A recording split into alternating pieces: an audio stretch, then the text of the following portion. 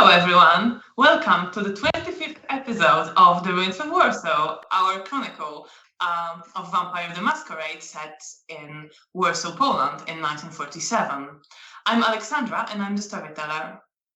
Hi, I'm Dolores and I'm playing Janina of Clan Bruja. Hi, my name is Faye and I'm playing the now nightmare-free Beatrice Wozniak of Clan Malkavian. And as always, we have partners managing our chat and tech. Thank you so much, darling. And thank you so much to our audience for joining us once again to continue this story. We will start, as usual, with a quick recap of what happened last time when we continued. The night that for Bea was filled with nightmares, causing her to lose her cool a little bit in the Elysium and start panicking about some things that her nightmares made her believe were happening to Janina. She was taken to her room by Felicia and Janina and stayed there to rest. Janina was approached by Cornelia, the Ventrue, about meeting with the Ventrue Primogen. That was supposed to happen soon, but because Bea woke up plagued by nightmares again the following night, Janina asked for the meeting to be postponed, and the Primogen agreed. Bea tried to navigate her nightmares. Sometimes got stronger, sometimes went weaker. Trying to process it through drawing and trying to process her conflicting feelings about her sire. Janina, apart from mostly keeping her company, ventured outside Hotel Bristol with her own sire Daniel, hoping to find some of the anarchs at Old Mara's theater that got mentioned to the group some time ago. But when they got there, they found that a lot of the rubble and ruins have been cleared now, and the place didn't offer any shelter. They also hunted on the way and got back.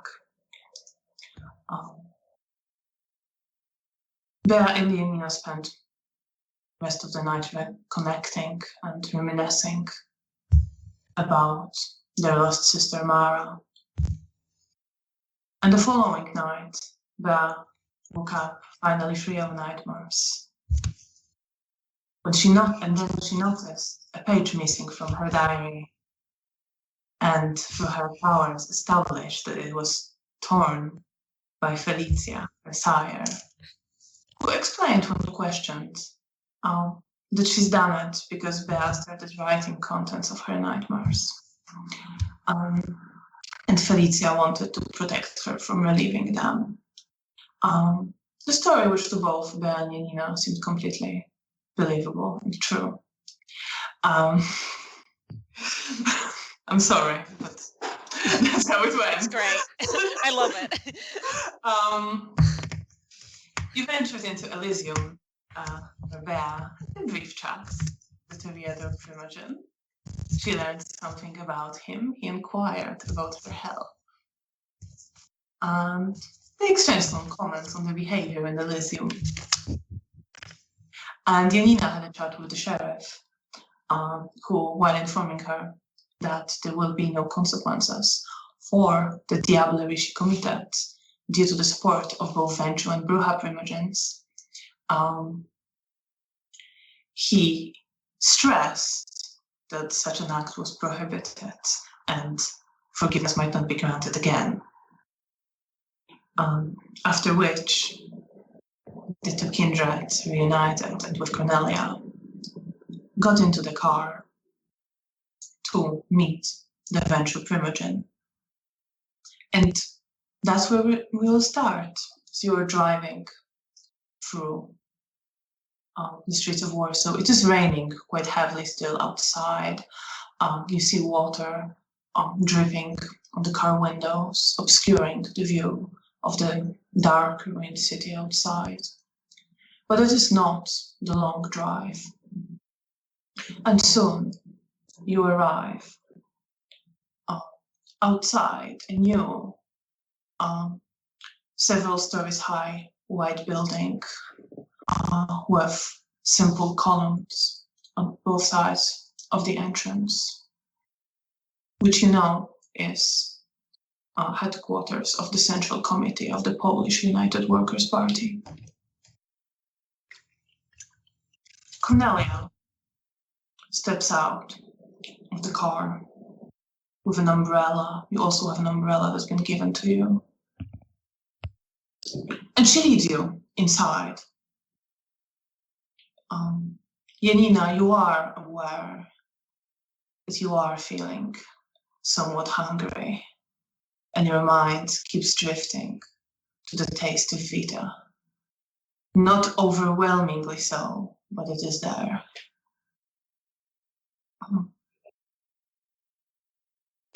And you walk inside and head upstairs, following Cornelia. You see the engravings and sculptures of workers decorating the building on the inside. You see the red flags with hammer and sickle hanging in few places. Where are your thoughts? What is going on through your head just very quickly as this meeting approaches? I'm pretty focused on the upcoming meeting. I'm aware that this has been postponed due to me, so I'm feeling a little guilty and sort of preparing what I will say to the Ventrue Primogen. Yeah, I'm relatively focused at the moment. And you, Janina? I think probably about the hunger that is slowly approaching me, and I try to tell myself that I have to endure and not make any mistakes with the Ventrue Primogen, because I know he also had a word with the sheriff, and he was also the reason that I was forgiven. And I don't want to make any mistake right now. So I'm worrying a bit about myself to not cause any damage, because I still remember how I couldn't stop when I was feeding from the Cornelius ghoul. And I don't want to make any more mistakes. So that's what's on my mind. So you're both focused on presenting yourself well and navigating through this meeting without any problems. And with those thoughts, you approach the door that you know you've been here before. Janina, you remember the place. To Bea, it is a bit more hazy, but it is familiar. You know you've been here before. Cornelia knocks at the door, and it's told to enter.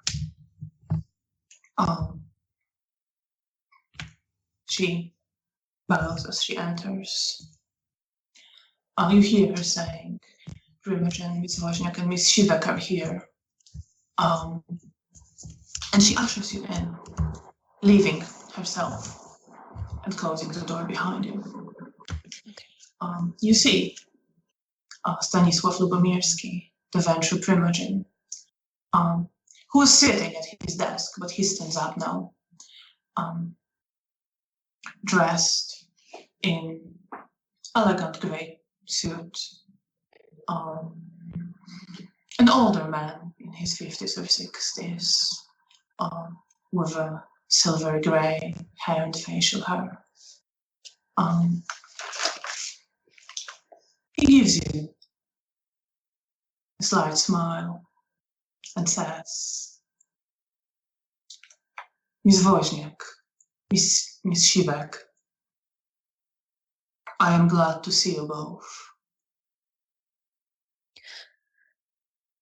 I bow my head towards him and say, thank you for seeing us, sir, and I would like to apologize for not being able to meet yesterday. I'm afraid I was not myself, and I can only hope I didn't cause you too much inconvenience. He nods his head at this. I understand you were not feeling well. Are you better now? I've heard you cause quite a stir over the last few nights. I hope your condition has improved. Yes, very much so, sir. It's never quite been that bad before, but it seems to be settled now. There's a slight sort of twitch of almost embarrassment that he knows about this. I wasn't so bothered when the Toreador Primogen called me out on it, but being around people that are more proper, I feel a sort of level of properness. Whereas when I'm with someone who's clearly just doing it for fun, there's kind of a more playful element to it. So there's a slight twitch of that, but I try and compose myself as much as I can.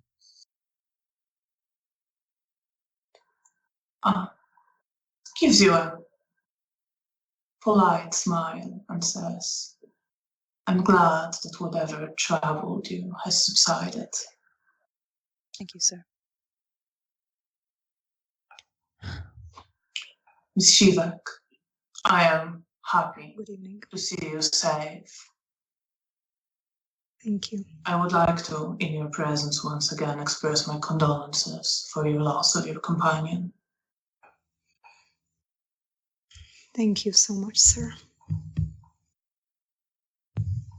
And I will nod and try to give him a smile, polite smile.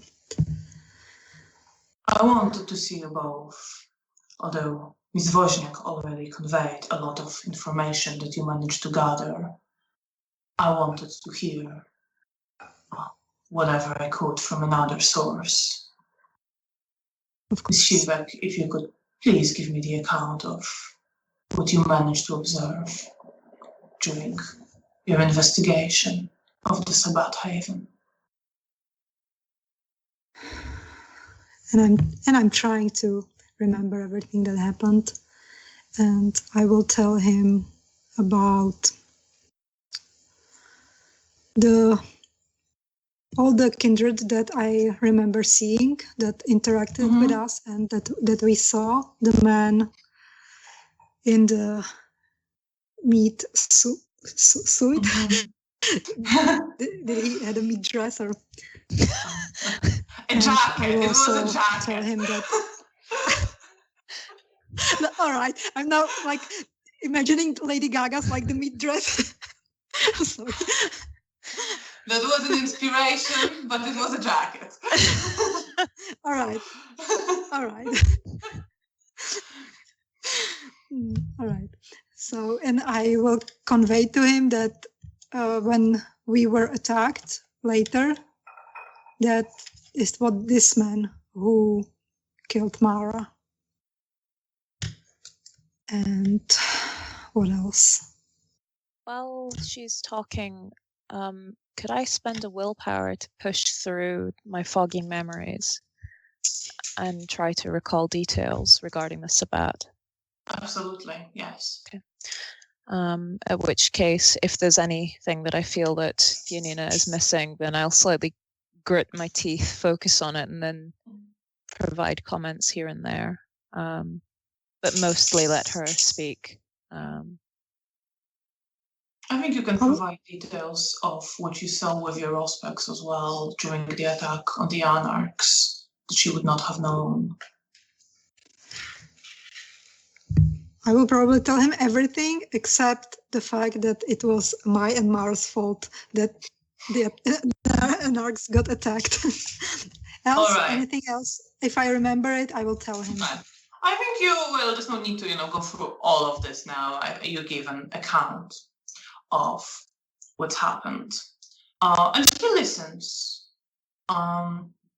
You see him take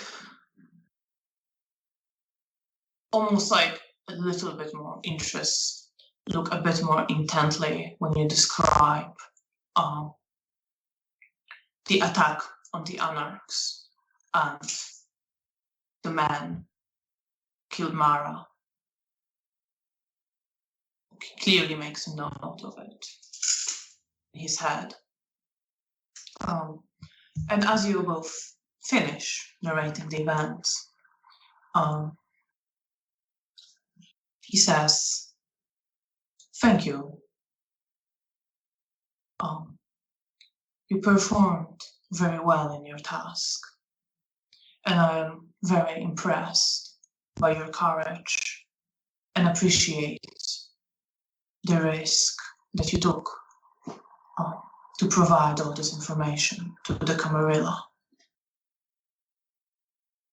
Thank you. Your haven is arranged now. Cornelia, with whom you are familiar, will give you all the details and the keys and take you there if you so required." Thank you very much, sir. Sorry, one more thing, sir. Sorry. I pick up my notebook and flick back to a couple of pages back. I believe this has already been relayed, but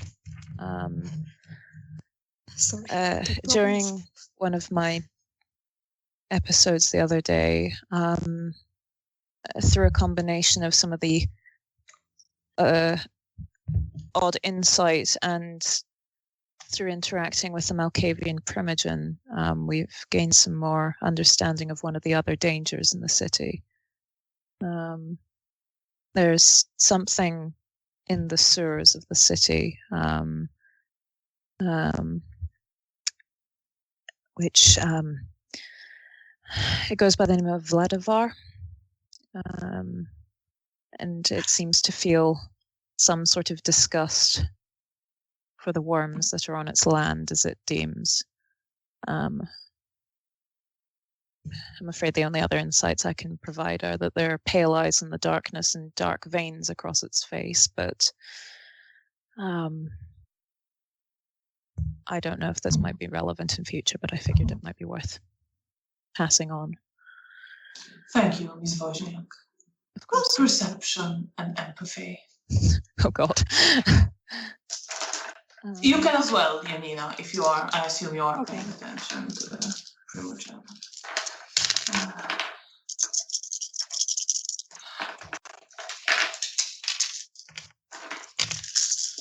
What is the difficulty? 6. It's an opposed roll. I have 3 successes. I know you. He thanks you. You don't see anything beyond politeness and thanks.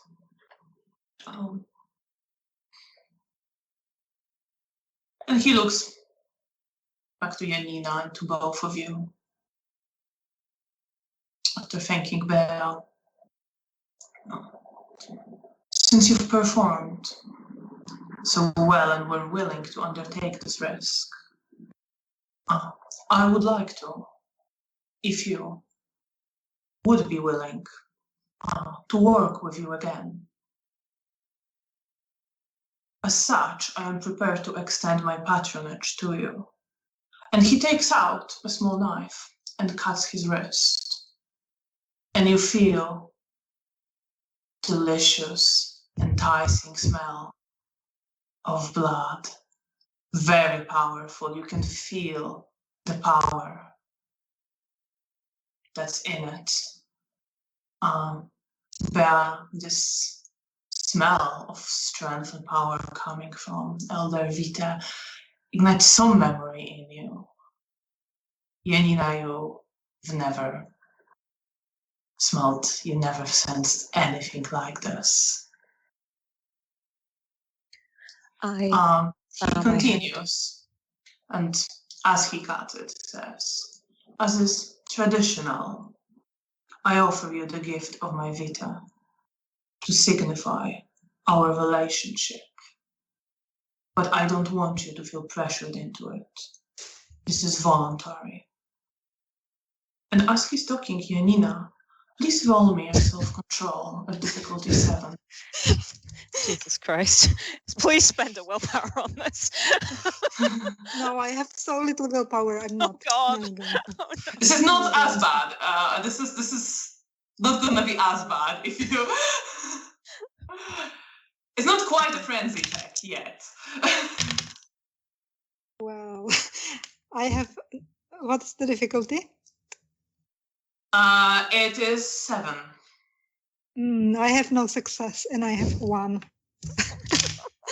All right. So I said it's not a frenzy check, but At least I'm. you see Janina just possibly not even hearing what is being spoken to her. She's just staying at the wrists extended by the Primogen, and her eyes are focused on the little drops of vita, and she starts walking towards him with an hungry expression, just straight. I am moving in front of her. Yeah, you are conscious of it, but you can't stop yourself. You want it. I'm going to try dampening that and try using passion. Just passion. Passion, yes, that's called passion. That's charisma and empathy, difficulty 7.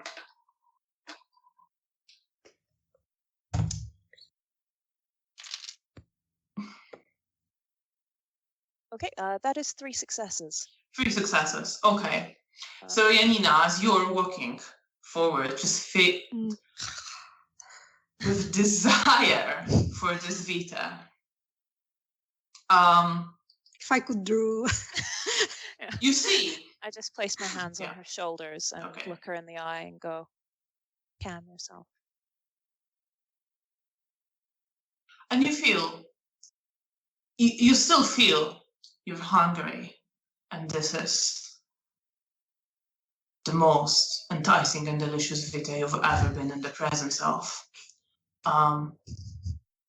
But you are able to control it. This desire to go straight for it subsides.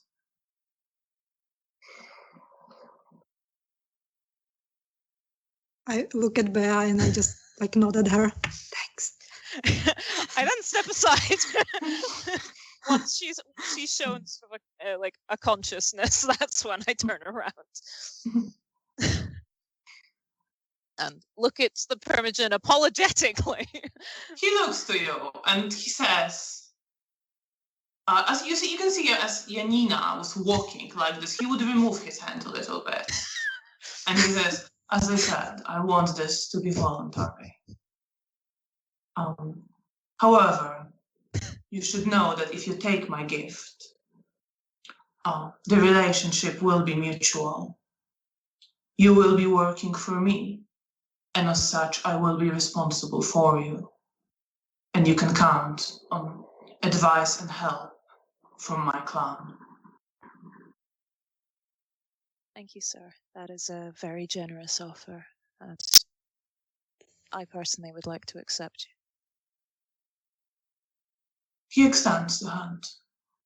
I lean down, I guess. You lean down. Yep.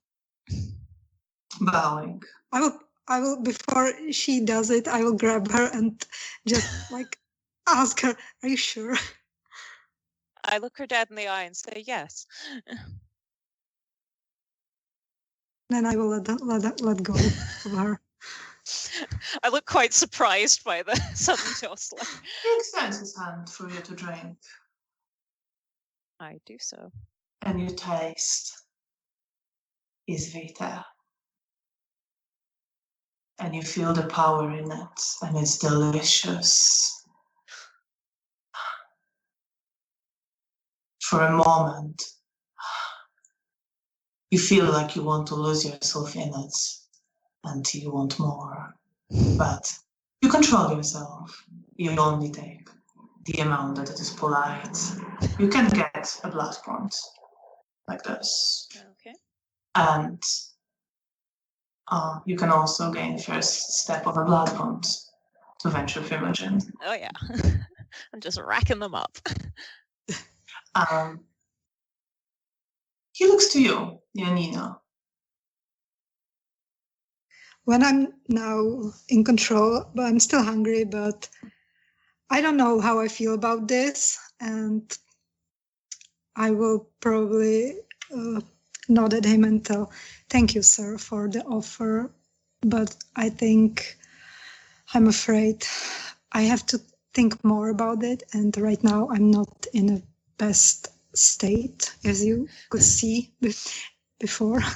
So I would like to make this decision when I'm well set up and better, if you won't mind." Of course. Thank you. I just want to make sure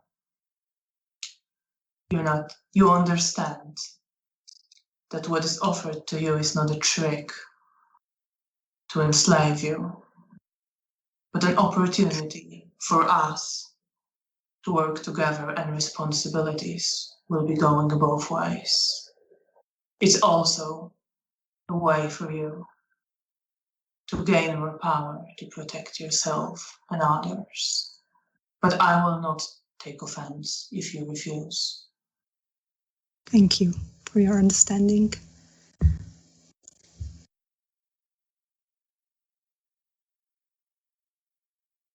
He gives you a moment to consider still. What is going through your head right now?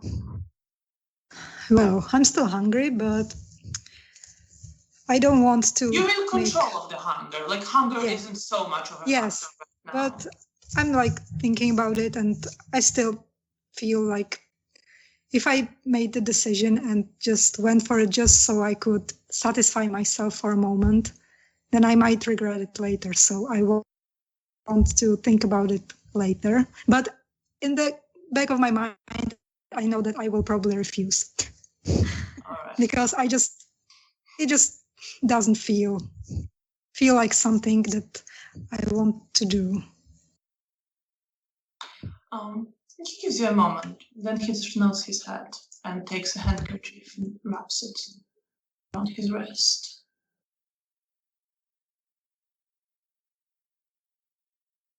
I'm very glad to be working with you further, Ms. Wojciak.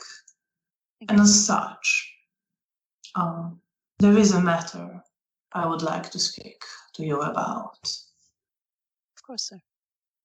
You've mentioned to me your sire being asked for a meeting with a Sabbat member. Yes. Have you conveyed this to your sire already? Me as a player, I cannot remember. I don't. You haven't. I haven't. I have. But I don't know what Bea. You remember? You actually spent willpower, so you remember that you haven't. I have not yet, sir. Circumstances being what they were, it has not come up yet, and I'm also not 100% certain how she will respond. It's understandable. However, I would like you to encourage your sire to take the meeting and keep me informed of when and where it will be taking place. I assure you no harm will come to Felicia, and she will not be blamed for this. Very well. And yes, I shall convey that to her. Whether to mention our agreement on this, I leave up to you. Very well.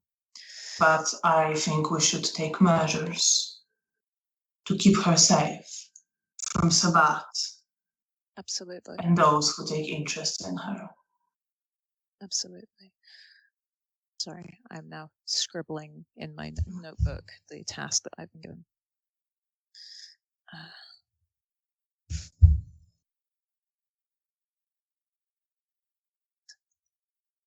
God, it's been so long. Estera's message. Yeah, that was a message from Estera. Yeah, sorry, I had a brief moment of... ruins of the school as a meeting place. Okay. Bea is probably a little faster at making this note than I am. That's perfectly fair. Oh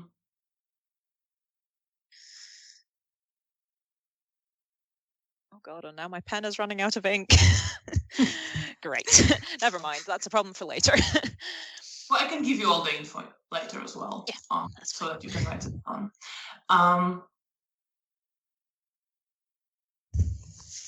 Says, please let me know when you speak to your sire, so that we can resolve this matter. Yes, absolutely. And this should bring us closer to resolving the threat of Sabbat. What would be the fastest method of conveying it? Should I speak with Marios back at the hotel? No, speak with Cornelia. Of course. You can come to me. You will also, I believe, receive means of communication from Cornelia when you excellent. Excellent. Thank you very much, sir. Thank you for your work. Of course, sir. And I look forward to working with you further in the future. Likewise. I then look to Janina. She says, good evening, Ms. Wojciak, Ms. Shivak. Good evening, sir. Good evening to you. I will turn and exit. Yeah. Having been dismissed. Yes. Good. And you exit the room. What are you feeling, Bea? Your memories still fresh in your head. Yeah. The fog that normally clouds them. There's a lot of conflicting emotions in there. There's a pride that we've done well enough to be rewarded, but there's also the sort of terror bubbling up from the memories of what we experienced. I'm also painfully aware of the pain that is in my stomach and aware as to where it came from. Remembering RX claws in my gut. Remembering the priest and daubing blood on my head. There was a brief moment where I almost felt like I was going to get swept away in the memories. And as I'm leaving, sort of fear sort of tightens my throat for a brief moment before I manage to restrain myself. And something in the back of my mind vaguely remembers someone saying something about just letting the memories go. And so I willingly just let my mind drift and go hazy, desperately wanting relief from this pain.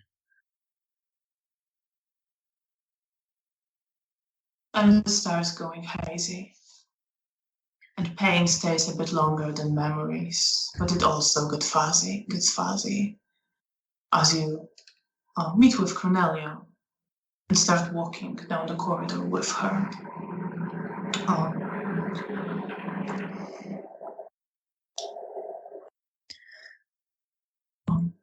She says, we have your haven ready for you.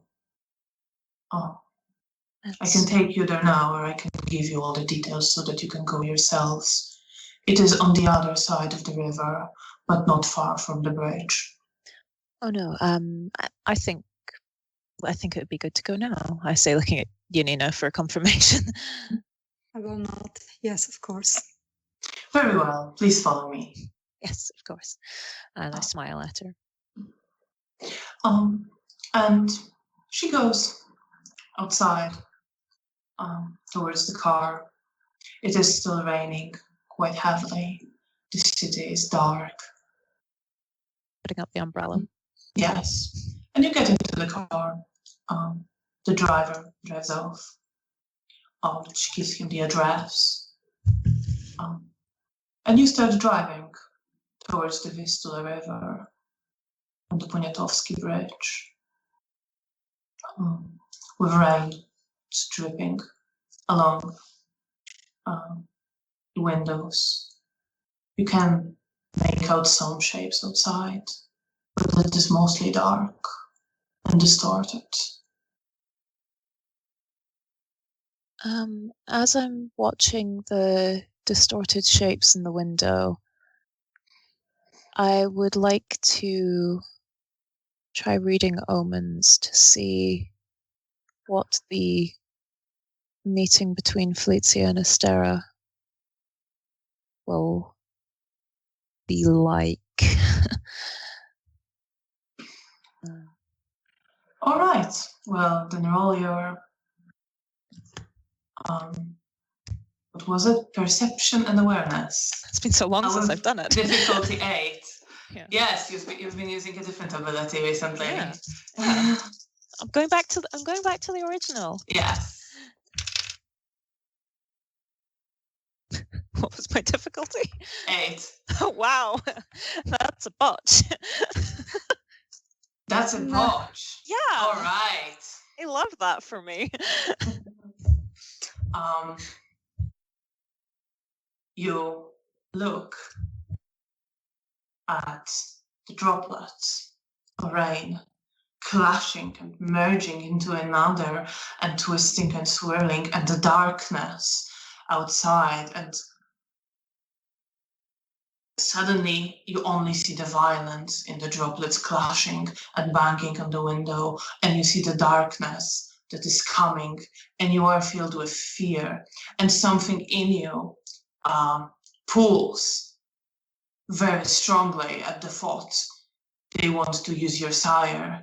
The Ventrue Primogen wants to use your sire, and you need to protect your sire.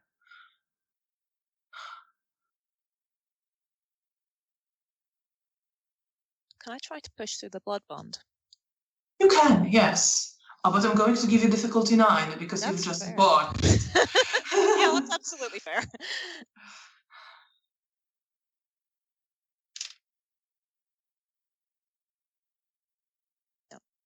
No. So you are left with this feeling.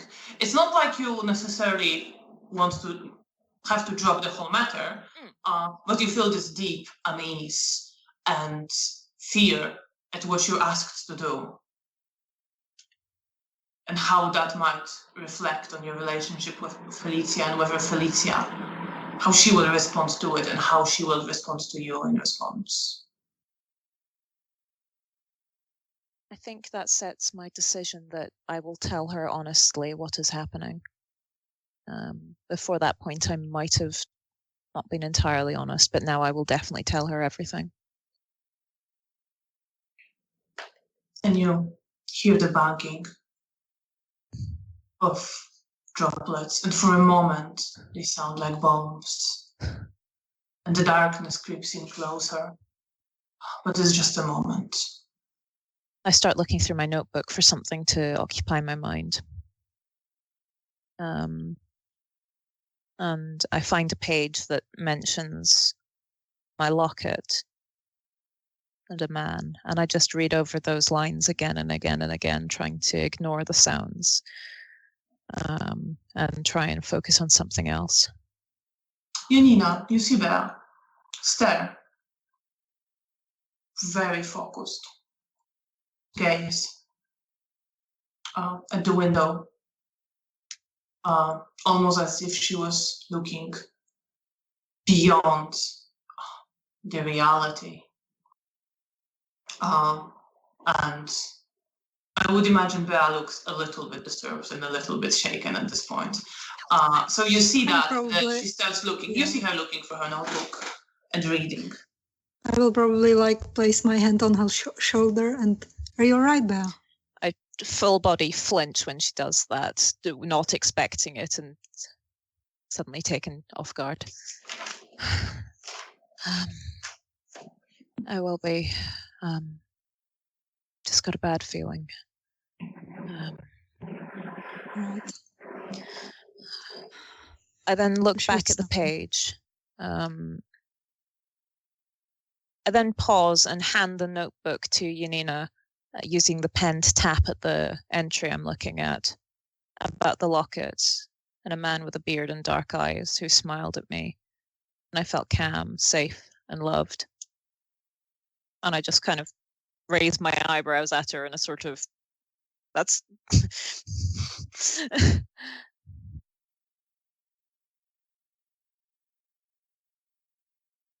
That sounds lovely. I'm sure that man loved you very much. Who knows?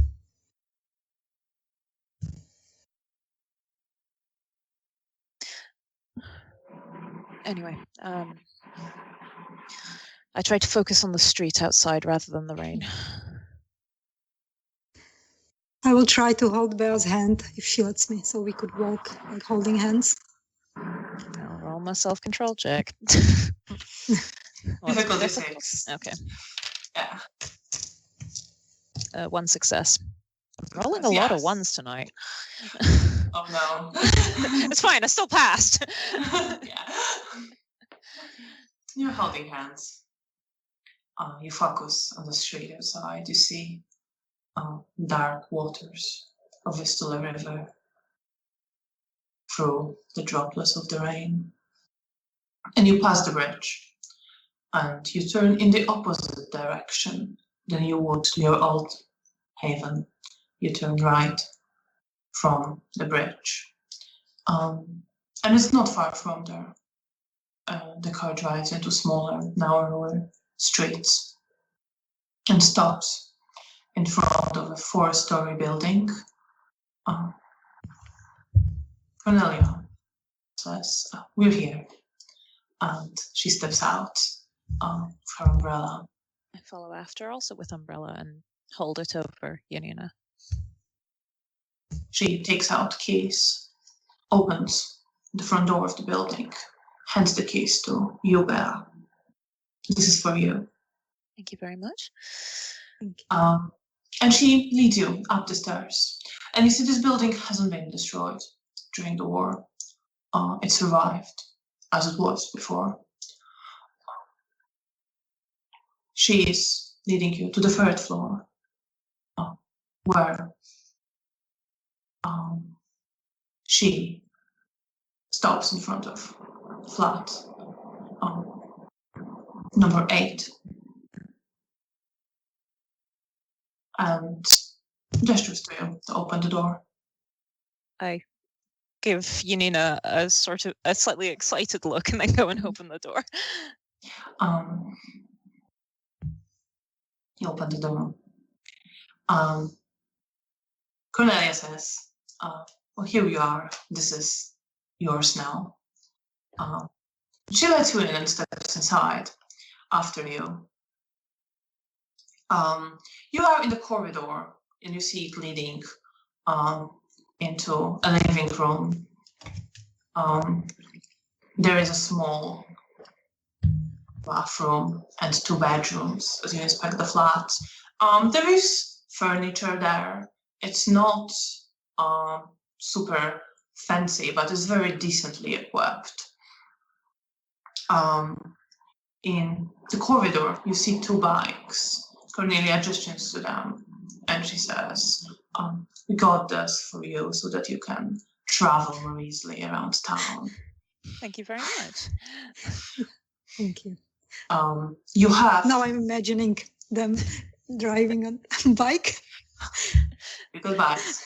She leads you towards the living room and says, as she does, "You have a phone here that you can use to contact us. There is a number you can call for Mr. Cheska at Primogen's office. Or you can call me. Thank you, I appreciate it. And you have the numbers written down there. Fantastic. I'm trying to think if Bea has ever used a phone before since she was embraced. I don't think I have. I don't think so. No, probably not since you were embraced. No. I looked at Janina, looking at the phone and looking at Janina again.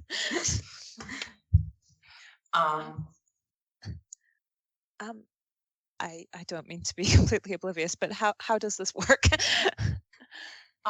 Cornelia shows you how you dial in a number. Shows you the numbers. What you need to press. The cringe is real. Back in my day, we wrote letters.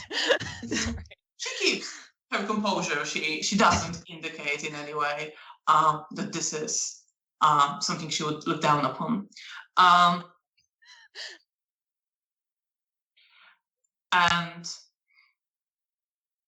she says, "We found you a place here, and as you reside here, would like you to be on the lookout for signs of Sabbat presence and inform us if you see any. Of course. If the situation ever gets really bad, you can call for help. If it gets really dangerous." We will not abuse such methods, but we will keep you updated on anything unusual, suspicious. We will contact you on your phone, or we might send someone with a message. Of course. When we need to get in touch. You see, as you look around, there are shutters to block out light in all the rooms. She looks around. You have your keys, your bags, your phone. Is there anything, any questions you have, anything else you require? I think that is everything, and thank you so much for all your help. And I look forward to working with you again in future. Likewise. I bow my head. I will be on my way then. Enjoy your home. Thank you very much. Thank you so much. Take care. Good evening. You notice that she is talking much more to Bea than she is to Janina. She doesn't ignore Janina. She gives you a nod. But when she needs to deliver the keys or convey information, she addresses clearly Bea. Janina really doesn't mind. Did you want to say something else to her, Faye? No. I was literally just going to say I'm the mature one. It was nothing. All right. And she leaves you in your haven. I think once she's left and once I've heard the footsteps leave, I just kind of look to Janina with a very excited expression. So this looks quite good. Yeah. But it came at the cost of Mara's life. Yeah. And the excitement is gone. Yes, and you know, as you say it, that it didn't quite, and that what happened to Mara didn't quite come from what you were doing to the Primogen.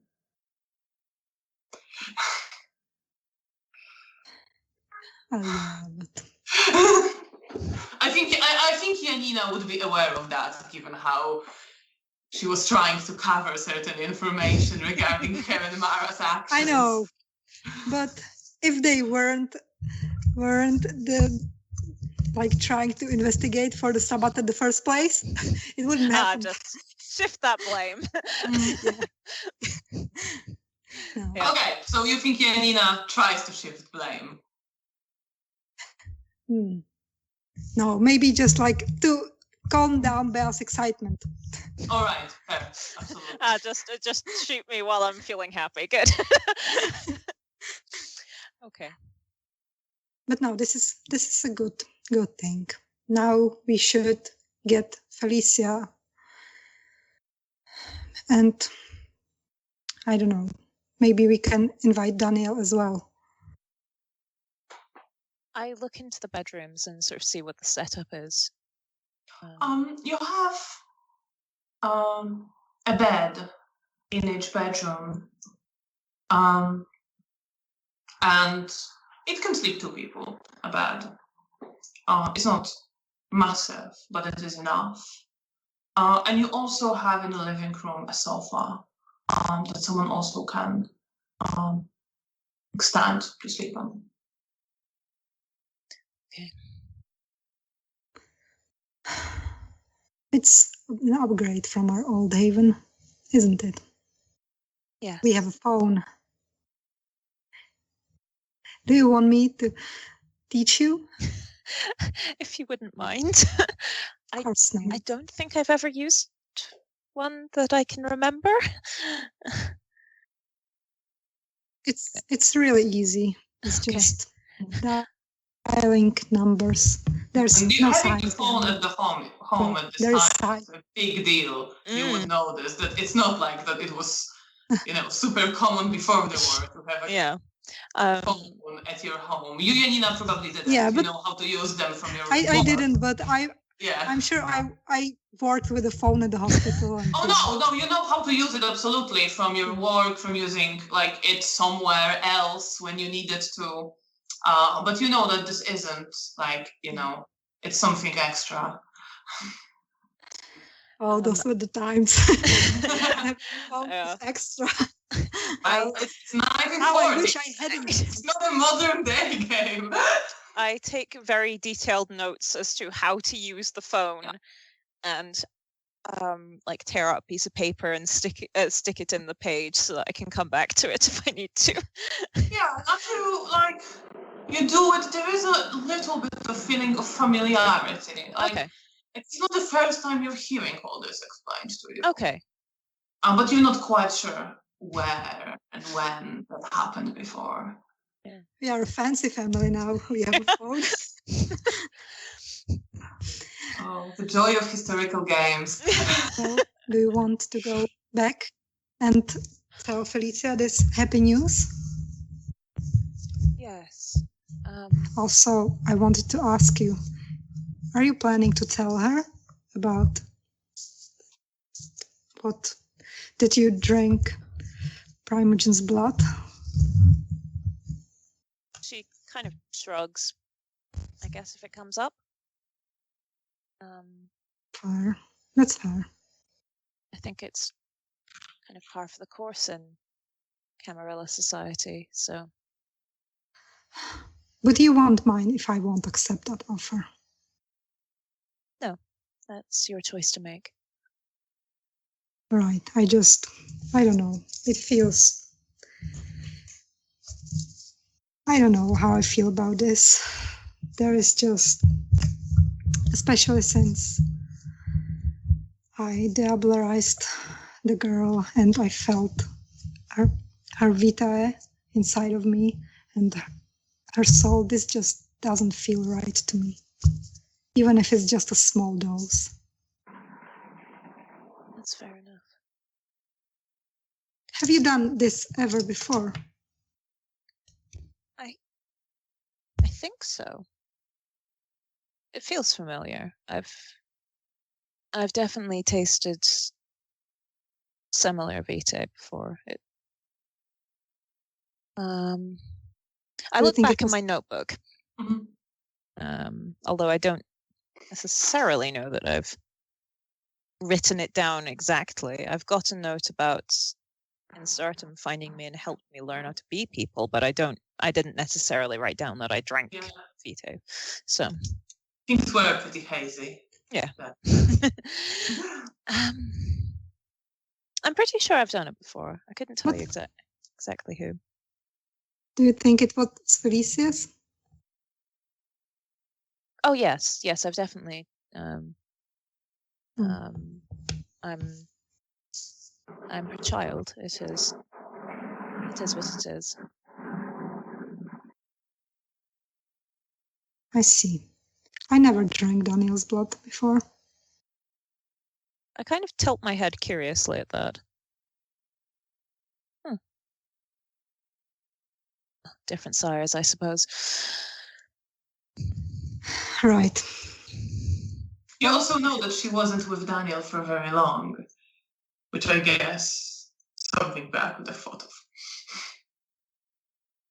I'm just throwing it in. But Okay. she might not remember. I'm not convinced she would necessarily remember. Yeah.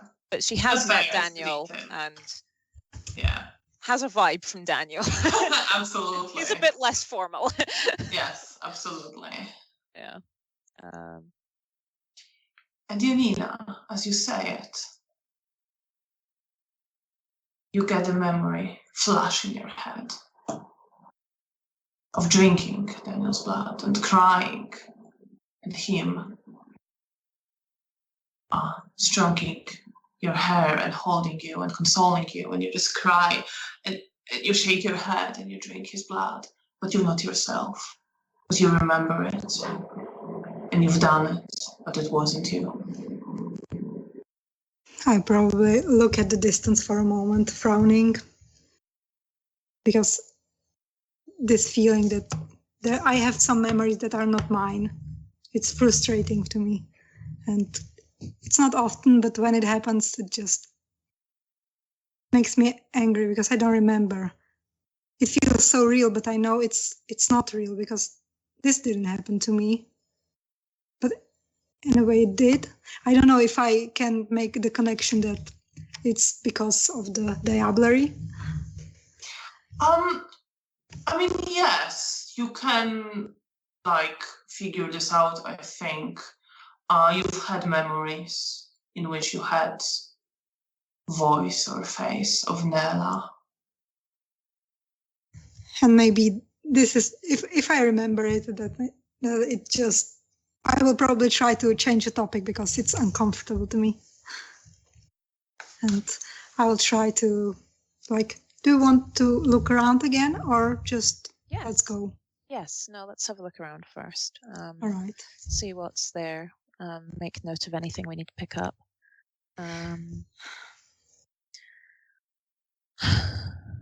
I will probably look through the storage if there are like some books, if there is like something like small.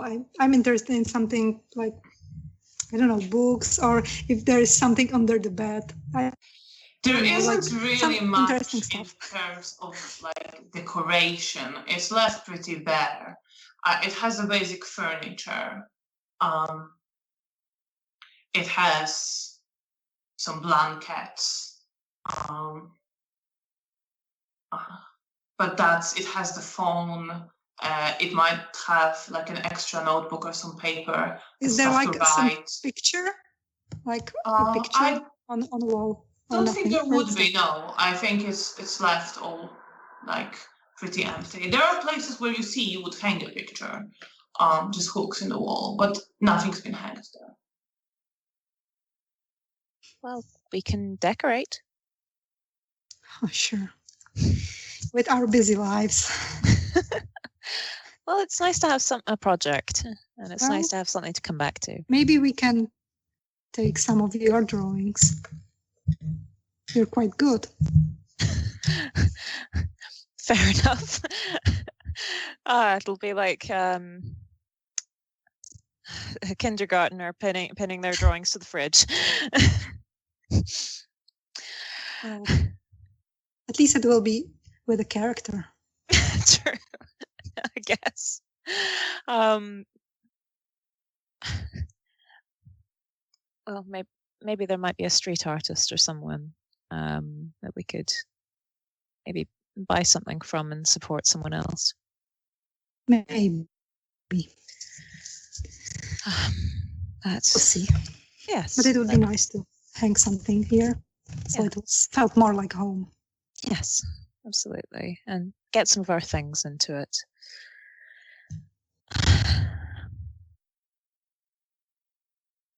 I kind of sort of look around the room a bit for a moment longer and then look back.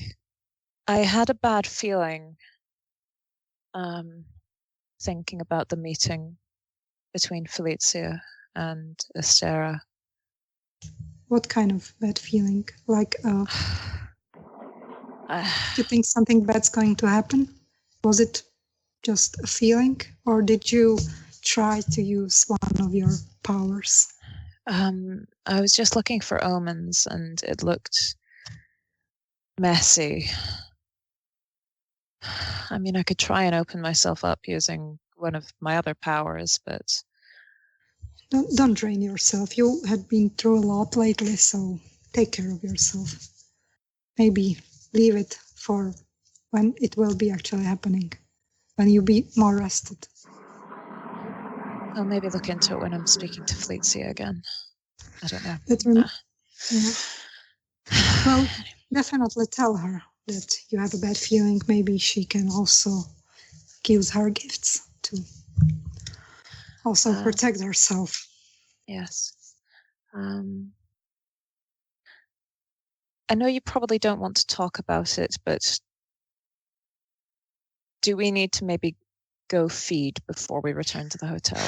Oh, yes, that was what I wanted to tell you, because I guess you see that I wasn't very. I tried to hold it You in, did, but darling. You tried. I did better than usual. Yeah, yes, and I'm Thanks very to proud of you. you. You're Thanks to welcome. you. Well, But all right, I'm always here for you. Yes, but yes, it would be great if we fed before we got back into the hotel. But it feels good to have a home again and not feel the pressure of being at the hotel. It's safety in numbers, but You mean you also don't want to see? You mean you don't want to see Mikhail Orlov every night? Oh, that reminds me. How did it went? I hope he wasn't mean to you. There's an interesting smile on Bea's face. I think it went well. Well, if you're smiling, then I'm sure he also will have something to think about. There's something a little mischievous in the look that she's giving you. All right, I will let you have it. I open up my notebook and hand her the page, which says Mikhail Orlov is constantly looking to analyze for weakness. Something about him being a conniver, and he seems amused by me.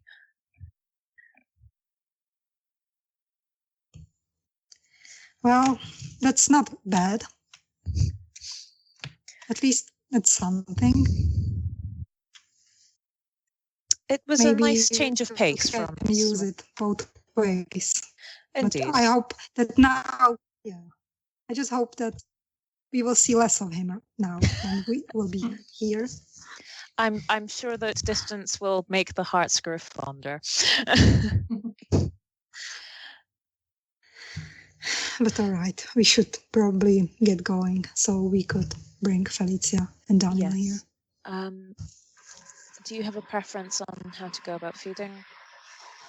Well, my preference is to not make a mess. Fair. Would we want to get Daniel first? Maybe we can try. You did so well today. And maybe we also have to be grown adults. I'm just also aware that you are my very strong sister and I am your not so strong sister. So, yes, but you have other gifts that I don't have. Yes, I suppose. All right, if you're sure. Yes, I'm sure. We can do it. Okay. The bad luck has to end someday. So you're... We're big girls. Let's go do it. So you're heading out. Yeah, I got a bad feeling about this. Bea, you would remember at this point, as you were driving, did you know people you can drink from nearby? Okay. But I don't know if you want to take Janina there. I'm not sure I quite want to let her loose on them. All right. I If thought it might be the case. Yeah. Maybe later. If she gets to the first slot and is still needing a pick me up afterwards, then that will be the backup plan. Of course. So you're heading to look for a victim to drink from. Oh yeah. Are we going on our bikes? Just run people over. I'm thinking maybe leave the bikes for now, just because if we're going to pick up Felicia and Daniel, then Yeah. we then have to carry the bikes all the way back. So, no, I think on foot. It would look cute. It would look very. It's also raining quite heavily. Oh, that's fair. Biking in the rain, it's not fun. Wet bike rides. Yeah, they're only fun when you're a kid. So you are walking. You're looking, I assume, just around the streets for a person. Do you want to do it in this area where your haven is, or do you want to? Maybe get a bit of distance. Yes, a bit of distance. Not like right outside the front door. That seems a bad choice. So you walk a little bit towards the bridge, a little bit. I mean, you kind of have to either walk the opposite direction or cross the bridge, or don't walk like super far, but you can find a place. Yeah, I'd maybe say opposite direction, so we're not super close to the hotel and we're not super close to us. It's a bit out of our way, but like that's okay. Yeah, we've got time. It's not an issue. You're walking through the rain, and roll wit and alertness. Difficulty 7. So find someone. I assume you're both looking. So, are you looking for two people or 1 success? No successes. No successes. All right. Well, I'm really bad at this. That's beside the point then, whether you're looking for two people. You're distracted. And it takes you a bit of time. It is raining quite heavily. You get the feeling that people, wherever they could, they took shelter. But you eventually see a man wrapped in a coat, hunched. You think a bit older man walking slowly through the rain. Is he walking like towards us, or like I have his back on me? You're behind him, so you see him from the back. All right. Then I will try to sneak up on him if he's all alone in the street and if I don't see anyone. And I just look at Bea and like nod towards him. Okay. I'll nod and quietly murmur in her ear that I'll keep an eye out. For your dexterity and stealth, you can add your celerity as an extra die as well. Difficulty 6. All right. I have 2 successes. He doesn't notice you. You sneak up to him. Yes. Do you grab him and bite? I will. If he has a scarf, Yeah, you could grab him and bite. He sort of flinches as you grab him, but you can see that he like shakes. He almost loses his balance. He falls onto you, and then you hold him and bite him. And at this point, please roll me your self-control. Difficulty 8. Because you're a bruja. Right. Yeah. Is any of that dampened from earlier? Is any of that still dampened from earlier? I have bad. The hunger then was dampened for the blood, but I don't think it quite affects the bruja curse. Okie dokie, that's fair. Is it really bad? I have 1 success and 1, so it cancels the success, so I have no successes. So you have no successes. So, but you didn't botch, and that's important. No. At least something. Small victories. You keep drinking. There, you see that Janina doesn't quite stop drinking. Your favorite part has come. Okay. I cuff around the back of the head with the umbrella. I'm gonna say, because you didn't botch, you can spend a point of willpower to come to and restrain yourself now, but you have to walk away from the man immediately. All right, I will do it. As I've smacked you over the head with an umbrella. Yeah. Take 3 blood points. Oh God. Yay. At least something. But I have to get an eraser. Okay. Um, I'll maybe start leading us in the direction of I where I forgot know. that ready, so Ah, wait a minute. I was just saying I'll maybe start heading us in the direction of where I know the people I often feed upon reside. yeah, that's on the way. That's right by the grave. All right. You know, I don't Very- remember where was the last time I had a full blood pool. Probably at the start. No, you trained the person in the meantime. You had a full blood pool then. Woo! I don't remember, but if you say so, I trust you. I think it happened at some point. Yes, your ghoul, for example. Oh no, Pavel. So He's still in you, my memories. you start walking, you leave them and then collapse on the street. Unconscious, but you know, Janina, you can't stop. You have to walk away, otherwise you will lose control completely. And I try probably to say feel that I'm better. doing it for him, so and for myself, but it's safer for him that I just leave him and walk away.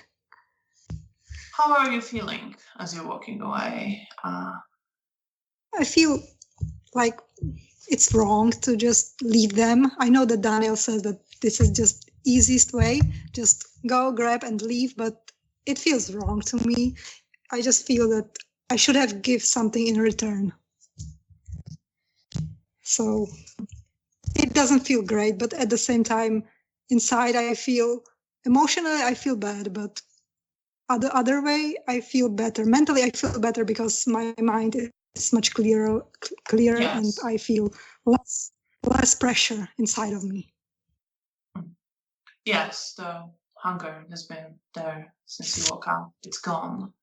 And Bea is leading you towards Poniatowski Bridge. But are you going to find your herd, Bea? Yes, I think so. But she is not going onto the bridge, but crossing the street and going towards the area with some wooden houses and huts, some trees. I lean over to her and say, I know some people here. Where are we going?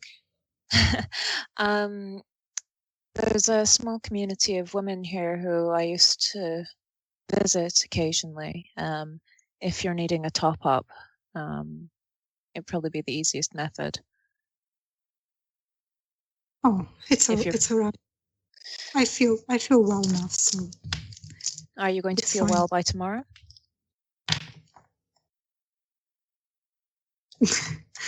Well, if you say it like this. I'm just looking I'm out not for you, my thinking dear. that.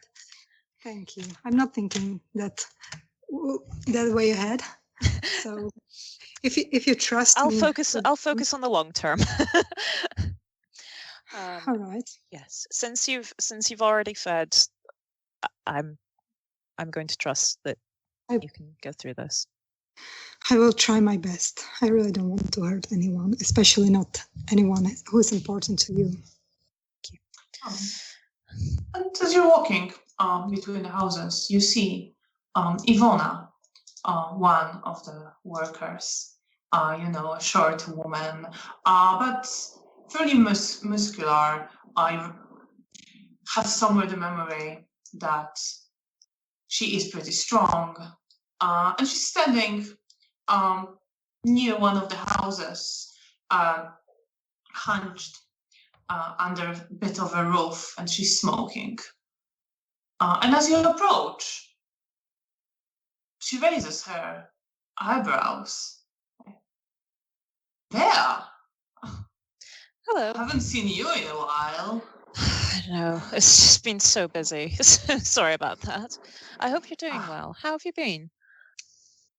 All right. We're finished with that place. Oh, really? We've been working on. We're not far from there. We're just, cleaning up Praga. Oh, fantastic. You'll have to let me know where you're working next so I can bring you Sure. some sandwiches or something. She gives you a place. It's still in the area where she's helping to clean up some stuff. I think they're gonna start building something around there. All right. We'll see. Well, fingers We crossed. we thought something happened to you. It was, there was a lot of drama. Our flat became uninhabitable, so we had to move, and it's been a bit of a wreck, but we're a bit more settled now. This is my sister, Janina. Good Hi, evening. nice to meet you. Nice to Would meet you like a smoke? And she offers you cigarettes. Oh no, thank you. I don't smoke. See to yourself. And I'll continue just sort of having polite conversation with her, and waiting for Janina to do what she needs to do. I'm going to say you can distract her. It's a member of your herd. You know her. You know how to push the buttons. You know what to occupy her with. Yeah.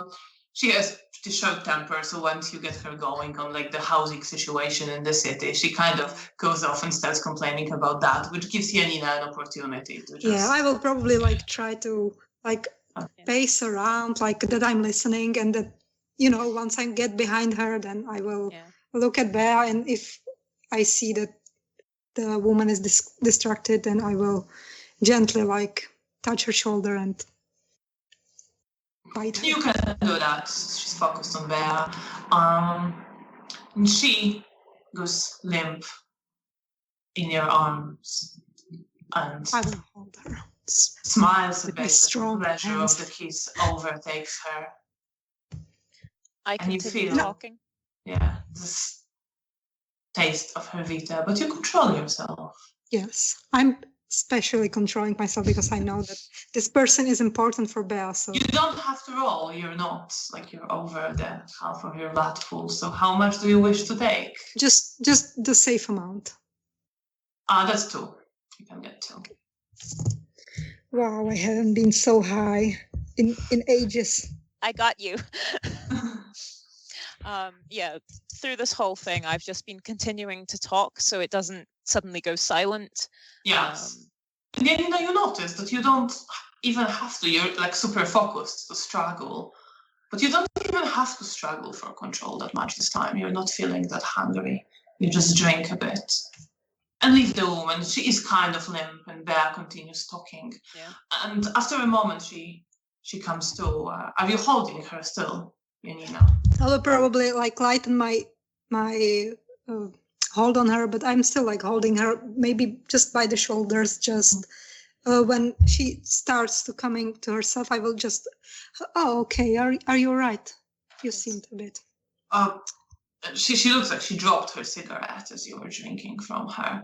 I will pick it up. I will let her go and pick the cigarette. She doesn't. She just looks at it. It fell into a mud and it rained on it. So she just looks at it, sort of. What the hell happened? Is everything all right, darling? Must be overworked. You caught me. Thanks. Thanks. They work us pretty hard, but you have to make ends meet. It's important. Supposed to be state for the workers now, but I'm not so sure. And she reaches for another cigarette and lights a match and lights it. And you feel both a slight twitch of fear. I'm not going to make you roll for courage for that, but you feel this slight unease of something. I will probably just make a step away. And she just lights the cigarettes, smoking, leans against the wall. You sure you don't want one? No, I'm fine, thank you.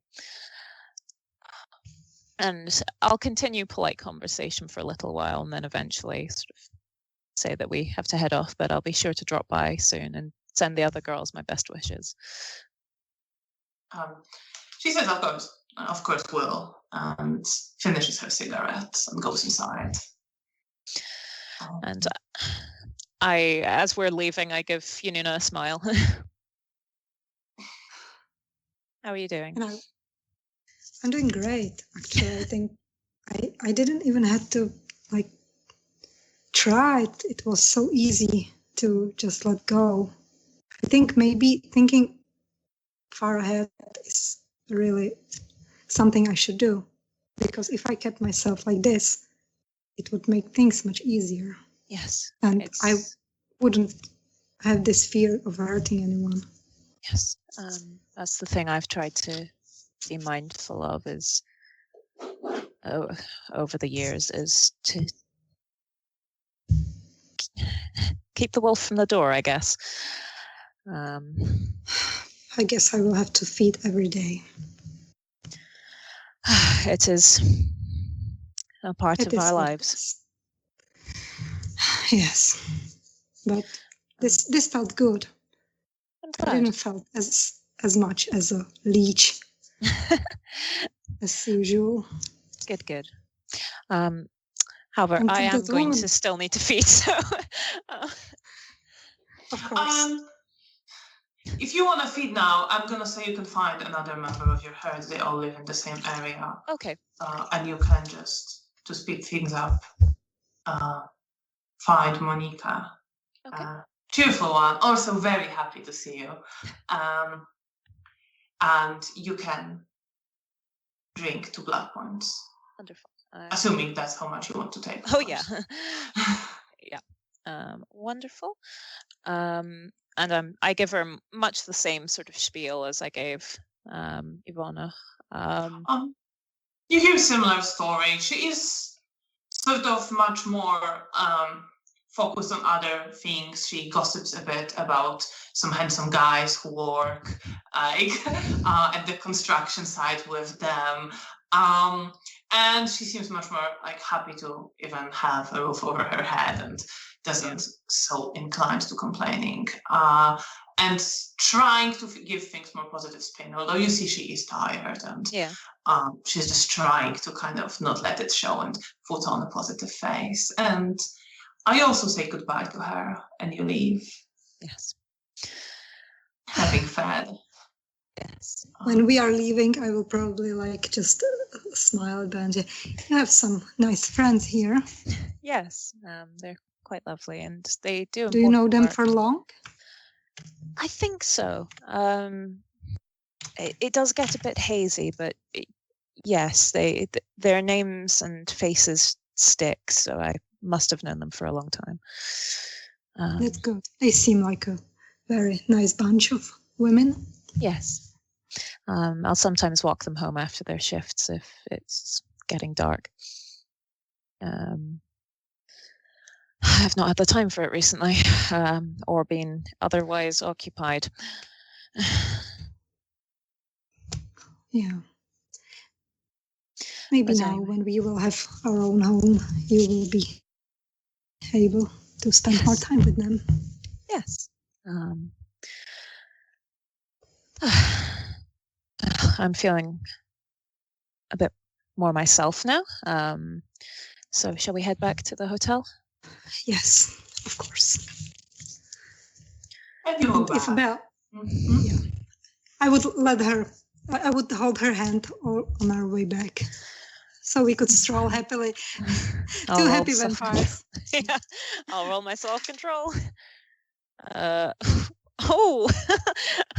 no. I have 1 success. Too much and 2 ones. touching for Bea. No, you flinch very visibly. Yeah. I'm sorry, okay, darling. Then I will just. It's all right. You had been touched a lot in the last few days. We can just go, and I will just whistle on our way. I offer her the umbrella so we can both hold different sections of it. All right, that's fine. And you're walking together under one umbrella, holding it in different places through the rainy city and paddles towards Hotel Bristol. And I think this is a great moment to take a break. Thank you so much, everyone who's been watching this story with us. We'll be back in about 15 minutes.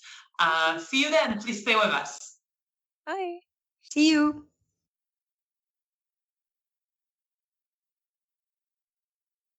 Welcome back, everyone. Thank you so much for staying with us to continue the story of Beatrice and Janina in Warsaw in the 1930s. The two kindred arrive at Hotel Bristol. You enter inside. You see the usual. It's a bit later now, so there's less people at the cafe, but you see the usual type of guests, elegantly dressed, some in military uniforms, mostly Soviet ones among those, and piano music playing.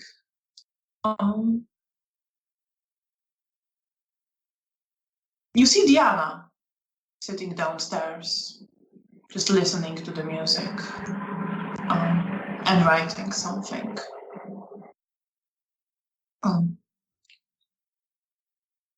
Are you heading towards the lounge?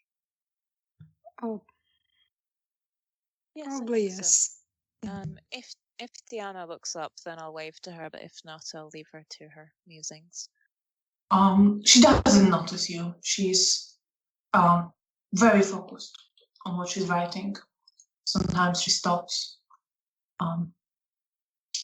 She doesn't really look around. She just looks in the distance, thinking, and then continues writing. Doesn't appear to notice much apart from what she is very focused on right now.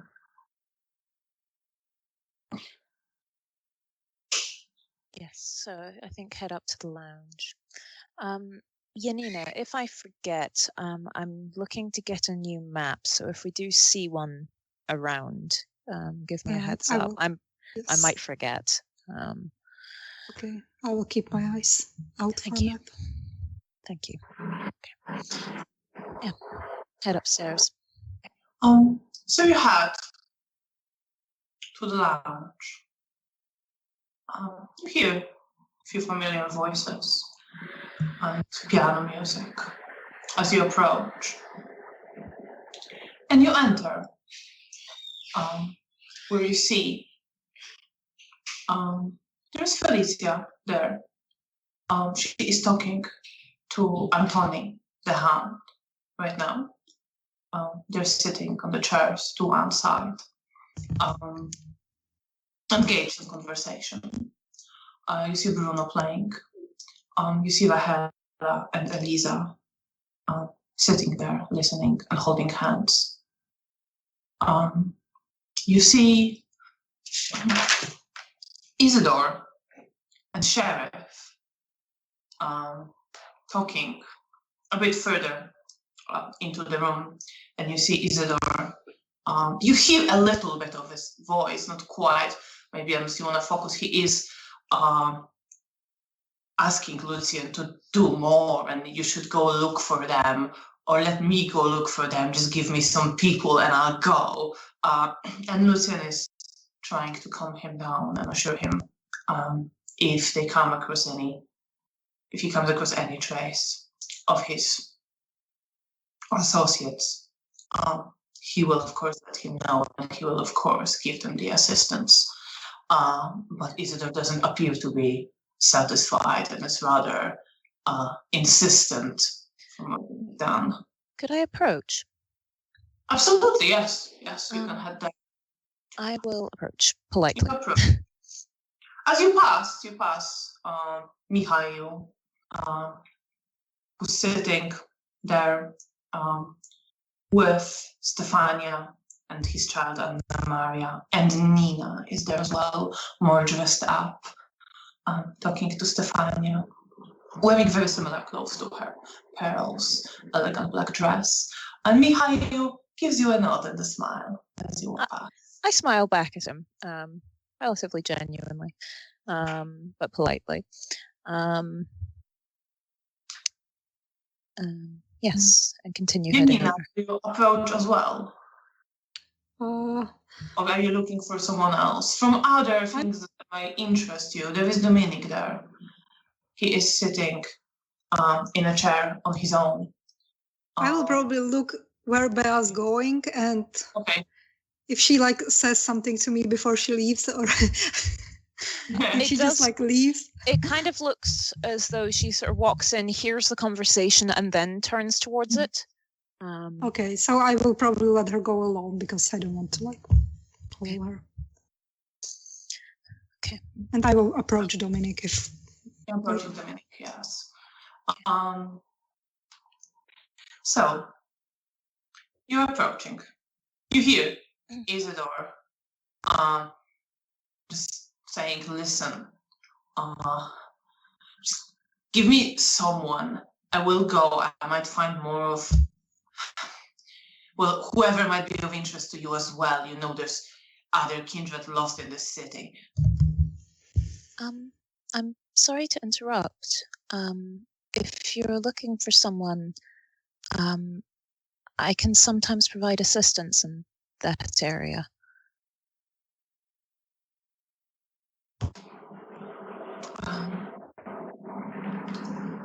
Isidore looks to you, sort of intrigued. Lucian looks to you, smile, gives you a polite smile. Miss Wozniak. Good evening. Good evening, sir. I'm sorry to interrupt. Oh, not a problem at all. We're just having a disagreement about tactics and allocation of Camarilla's resources. Of course. I have a few abilities to find things that have been lost and find people as well. So if I could get a map, then I might be able to get a bead on where they might be located. Isidore looks to you. Thank you. Of course. I would very much appreciate that if you would be willing to help. Yes, of course. It's really no trouble. Lucian smiles. Is that sorted then? Your count, you will get the assistance of Miss Wozniak. And I will continue my work. And if I come across any of your subordinates, I will bring them to you. There just looks... We don't do things like you do. I understand. And he smiles. So Lucian smiles, and Isidore just looks, yes, it's fine. Go back to your whatever you're doing. I look between them a little hesitantly. Good evening. What have I stepped into? And Isidore says to him, good evening. And Lucian leaves. And you're left with Isidore. He looks to you. I very much appreciate it. Of course. It's not a problem. Forgive me. If Janina was possible lack of manners, but I am very worried about my comrades. If Janina was missing, I'd be going spare, so I understand. So anything I can do to help, of course. I'm in need of finding a map, but other than that, if I can get my hands on that, then I can start looking. I believe my sire should have a map of the city. Excellent. Are you willing to come now? We can yes, absolutely. Yes, it's not a problem. It shouldn't take too long once I have access to it. I'll just let Janina know. Of course. And he smiles, and he's much calmer now. Yes. Here's a solution. You feel a certain sort of still unease and just desperation. Of course, yeah. I'll head over to Janina. I'm just going to see if I can help the Count find his lost people. That shouldn't be too difficult of a task once I find a map, but I'll be back shortly. I think we've lost Dolores. Dolores. Let's continue. Oh, Dolores is back. Sorry. Okay. Yay! Yeah, right. Sorry, my internet's probably. That's okay. Just what made you last here? What was the last thing you heard? When you approach Janina with telling her that you're leaving. Yes. I'll be back shortly. This is the summary. Okay. And you leave with Isidore. Yes. Go to more staff corridors to, Yes. well, some kindred have their offices and their rooms. Meanwhile, Janina, you approach Dominic, who is sitting. He's listening to the music. His eyes are closed. He's moving his foot a bit toward, to the rhythm. He's swaying a little bit, not too much. I will sit next to him. He is wearing the clothes you recognize him from wearing before, denser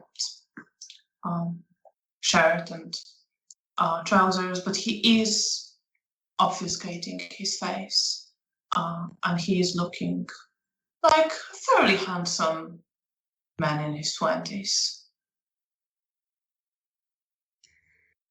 I will sit next to him and I say, "Good evening, Dominic." Janina, good evening.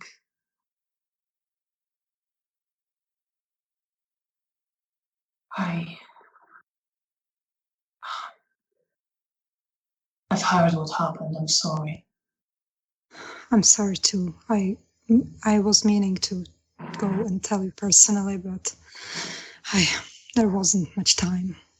I'm sorry.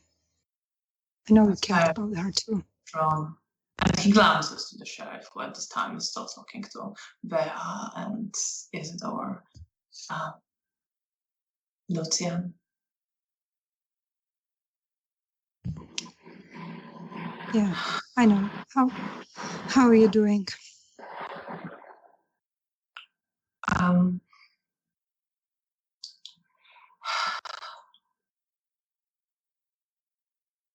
It's always sad to see someone not make it.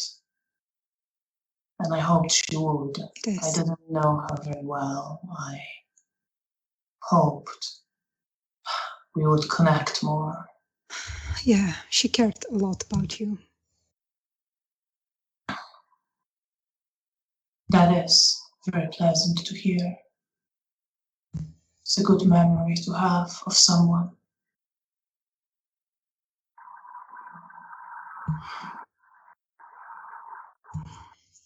Yeah, I'm missing her a lot.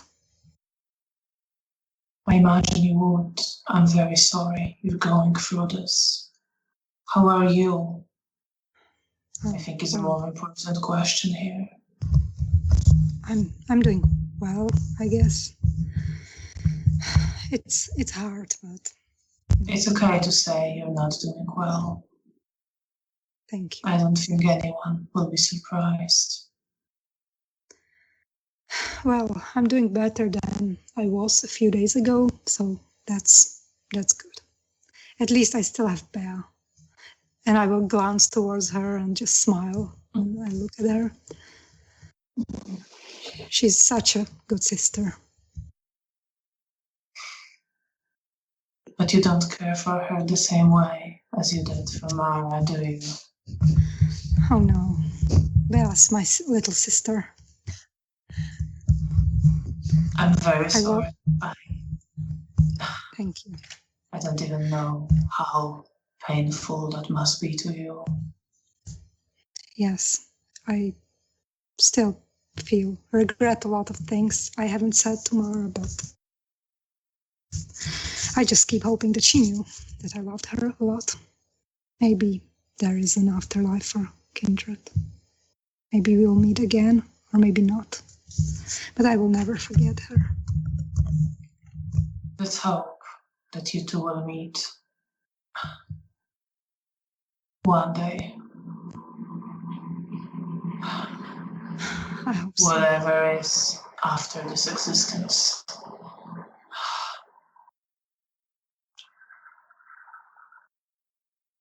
How have you been these days, nights?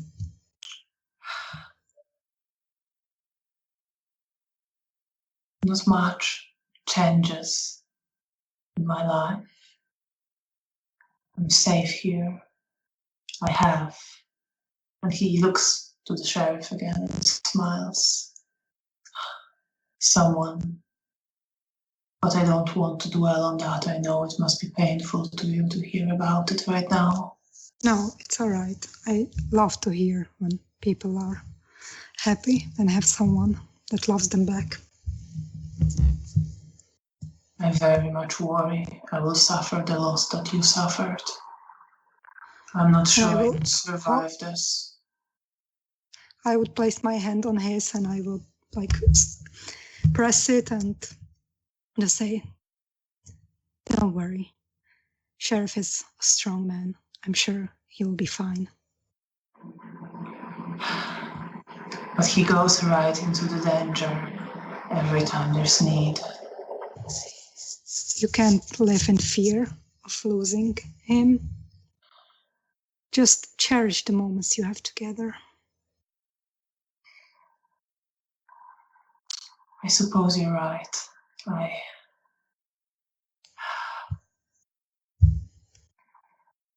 And he gives you a faint smile. I'm sorry, I should not be weighing my fears on you right now. No, that's completely fine. That's what friends do, and I hope we are friends. Even without Mara. Of course. You can always come to me with anything. You're always welcome to find me.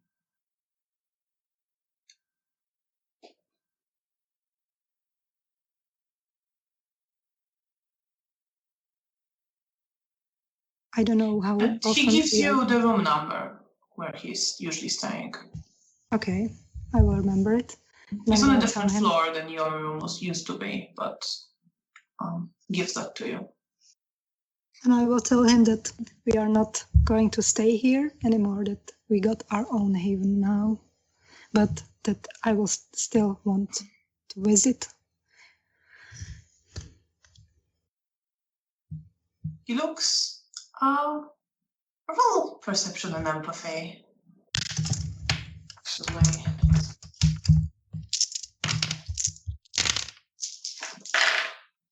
What is the difficulty? 6. I have 1 success. You have 1 success.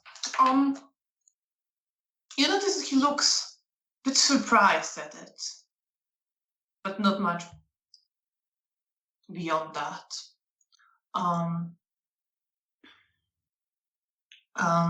He hesitates for a moment and then he asks, are you sure this is wise at this time? The city is still very dangerous. I think it's best for us, especially maybe for me and my sire, to not be here where the pressure is very high, the social pressure. Of course, it's safer here, but at least there I will feel a bit more free. I understand that feeling very well. Social pressure is a different type of danger.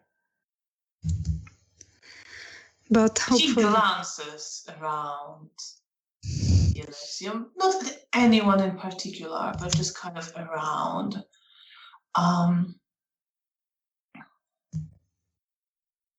I've struggled with it many times.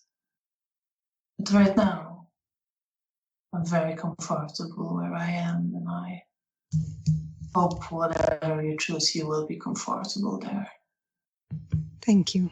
And you do seem to fit right in.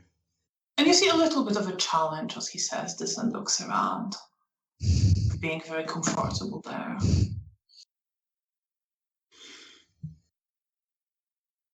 Not to you, but just generally, as he glances around. At this point, let's say Bea approaches and says she's leaving. Leaves it over for a moment. Sure, I'll be here. Okay. And I will try to look. Felicia's there, and is Daniel also there? Yes. Daniel would be there. Felicia is still talking to Antoni. She would have glanced at Bea. It looked almost like she wanted to leave, but she continues her conversation. Are you leaving Dominic at this point? Well, if I don't see Danielle, then I will still sit. Oh, Daniel is next there. to You see Daniel, yeah. Daniel okay, is then I will excuse myself to Dominic and go towards Daniel. Meanwhile, Bea. Isidore leads you to a study he has a key for. He opens it with a key. You walk inside. You see there's many books on the walls. And he says, I believe there should be a map here somewhere. Right. And he starts looking through, like, not like randomly, Yeah. but like through some of the shelves and opens one of the drawers. And he finds a map. Excellent. Yes, I thought there were a few spares. Okay. Thank you so much for this. Not a problem. Okay. This is going to be a little unusual. I will need you to remind me of their names and give me as in-depth a description of them as you can, and think on them very closely. There's Zoya. Well, me and Zoya have our... Do you mean like physical description? The description of what she's like? You see, he wanted to go and he hesitated and he's kind of confused now. It can be anything. Essentially, I need to get an idea of who they are as a person, who it is I'm looking for. And then I will use the map as a method to try to locate where they are. Zoya is a true revolutionary, the one who never gives up. Someone who'd always challenge those she disagrees with, and she's been through a lot, and she never gives up. Okay. Is that all right? That's very useful. Perception and empathy, okay. as you say it. Okay. Difficulty 6. Okay.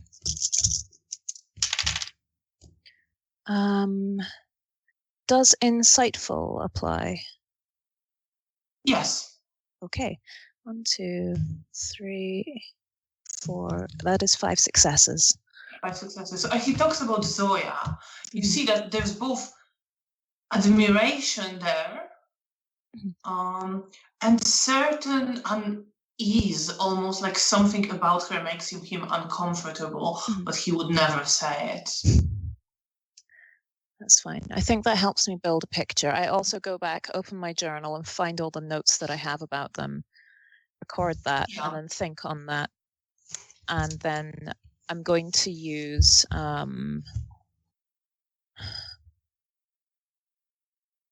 I'm going to grab some of the loose change from my pocket and hold it over the map of the city, focusing very heavily on this image of Zoya as a person, who she is, the sort of fire in her, and I try to find that flame.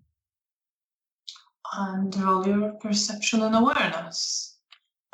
Difficulty for this, I would say, would be 8. Okay. It's not someone you know very well. Yep. Yeah. Okay.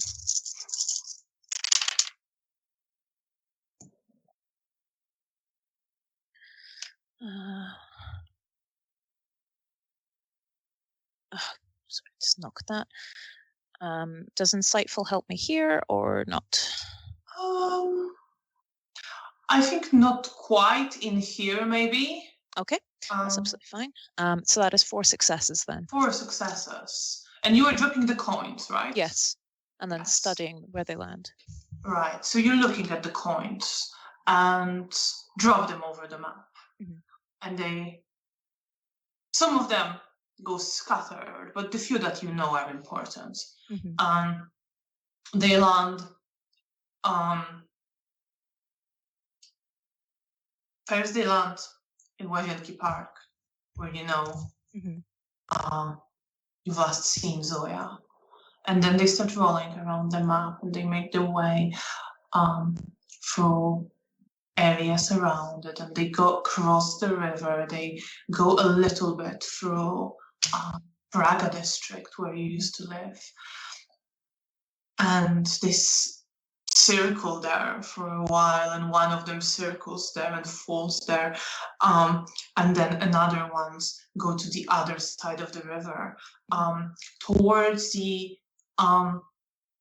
not quite to the Powązki cemetery where you were a long time ago looking for Felicia, but to the area between the cemetery and the river, near the railway bridge that goes over the river, and they stop there.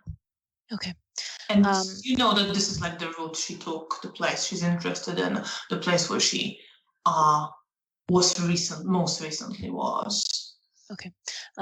With my hand, I kind of trace that route and then sort of land there. I think this is the most recent location that she's been in, and I show him the route that she would have taken. Looking with interest. Do you think where do you think she is right now?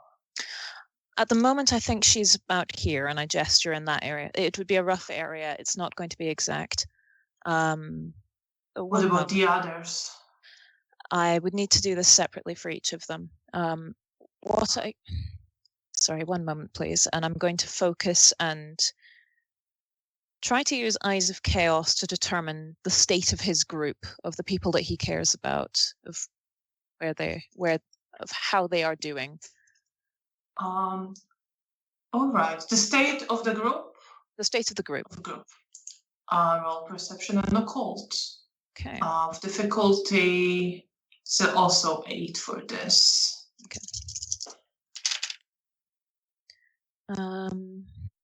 I have 2 successes. You have 2 successes. All right. So for the general state of the group, you focus a bit on some memories that spark in your head from your notes. And you see, you don't quite see people, but you get this feeling of the impressions of people circling around together and separating. And you know the successes, you know they separated, and you know some of them disappeared and are no longer there, and there's holes in the group now. Okay. As I come back to, I think the group has fragmented somewhat. So some of them will have gone their separate ways.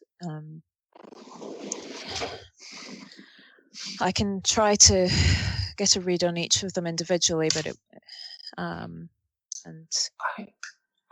very much appreciate your help in this. I wouldn't want to. I don't know how much this is costing you. I have only very rudimentary understanding of the gifts of your clan. It only costs me time, and I have plenty of it, so. You've done me a service in the past, and I appreciate that.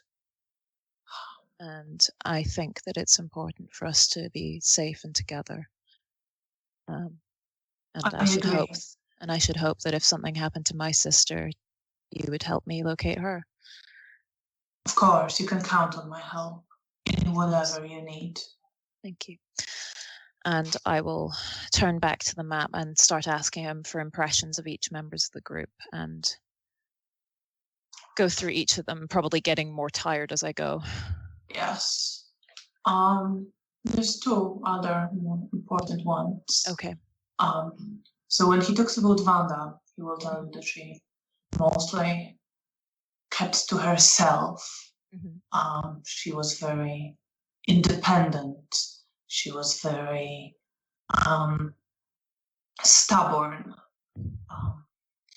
She loved her sire and took his death very strongly. And you will get the feeling from him, you had a very good role on empathy before, of a certain protectiveness and camaraderie and warmth. And roll your perception and awareness, difficulty 8.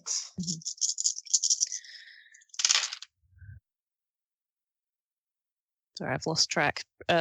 Insightful applies on this roll? It doesn't on this roll. It does not. No. Okay. Then that is 3 successes. 3 successes. All right, and 3 for Wanda. So for Wanda, you would see that all the coins were outside the map. She's no longer there. Right. Not within the confines of the city. I think she's left the city entirely. Or she's not there at all. Right. And you get this sense of absence. And you think she's probably just gone. Like dead gone? Or... Yes, dead gone. Oh! But before you convey that, let's see what happened with her. Right. He describes him as very charming, very sure of himself, probably more than he should be. Very liked being the center of attention, probably more than he should. And he says, he reminds me of your lost friend. Yes. There's sort of a bittersweet laugh as he's describing him. And I will have a go finding him. That's same roll. 8, same roll. Okay, then that is another 3 successes. Another 2 10s and a 9. So this time you also get a root of just a single coin hovering around Łazienki Park. Okay. And then rolling towards the south of the city and landing somewhere there around the district known as Mokotów. And you have the rough area. Okay. He is around here. I then take a very deep breath and lean against the desk.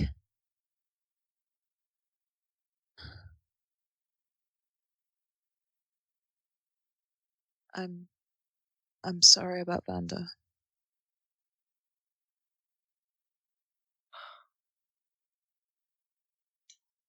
He looks just struck for a moment. I'm gonna have to roll him for self-control. That's fair. I hope I'm wrong. You see that he is holding it together. You see him like just grab the edge of a desk and start squeezing it very tightly. It does not quite crack, but it's very close to. He just stands there for a moment like this, relaxes.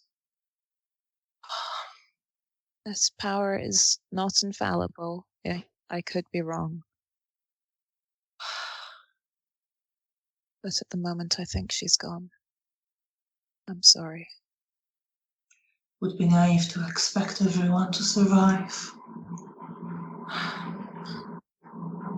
I'm so sorry. I share in your pain. I know. And I'm sorry we put you in danger.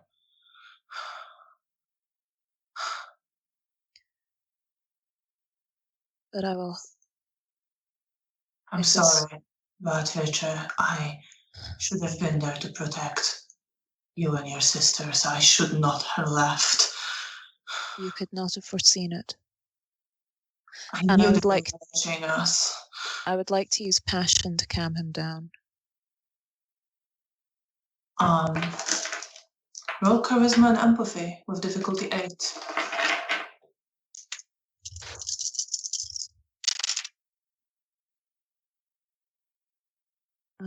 That is 2 successes. 2 successes.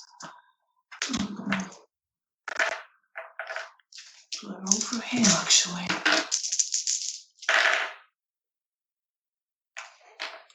So he just relaxes a bit.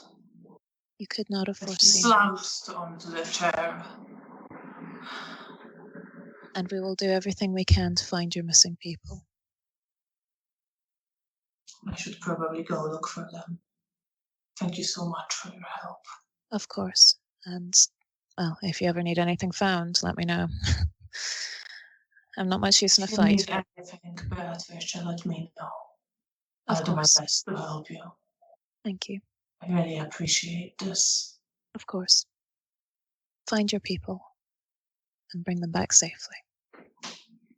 Thank you. And he takes him up, and he's calmer now, so he kind of just gets himself ready to leave. Yes, I'll walk out with him.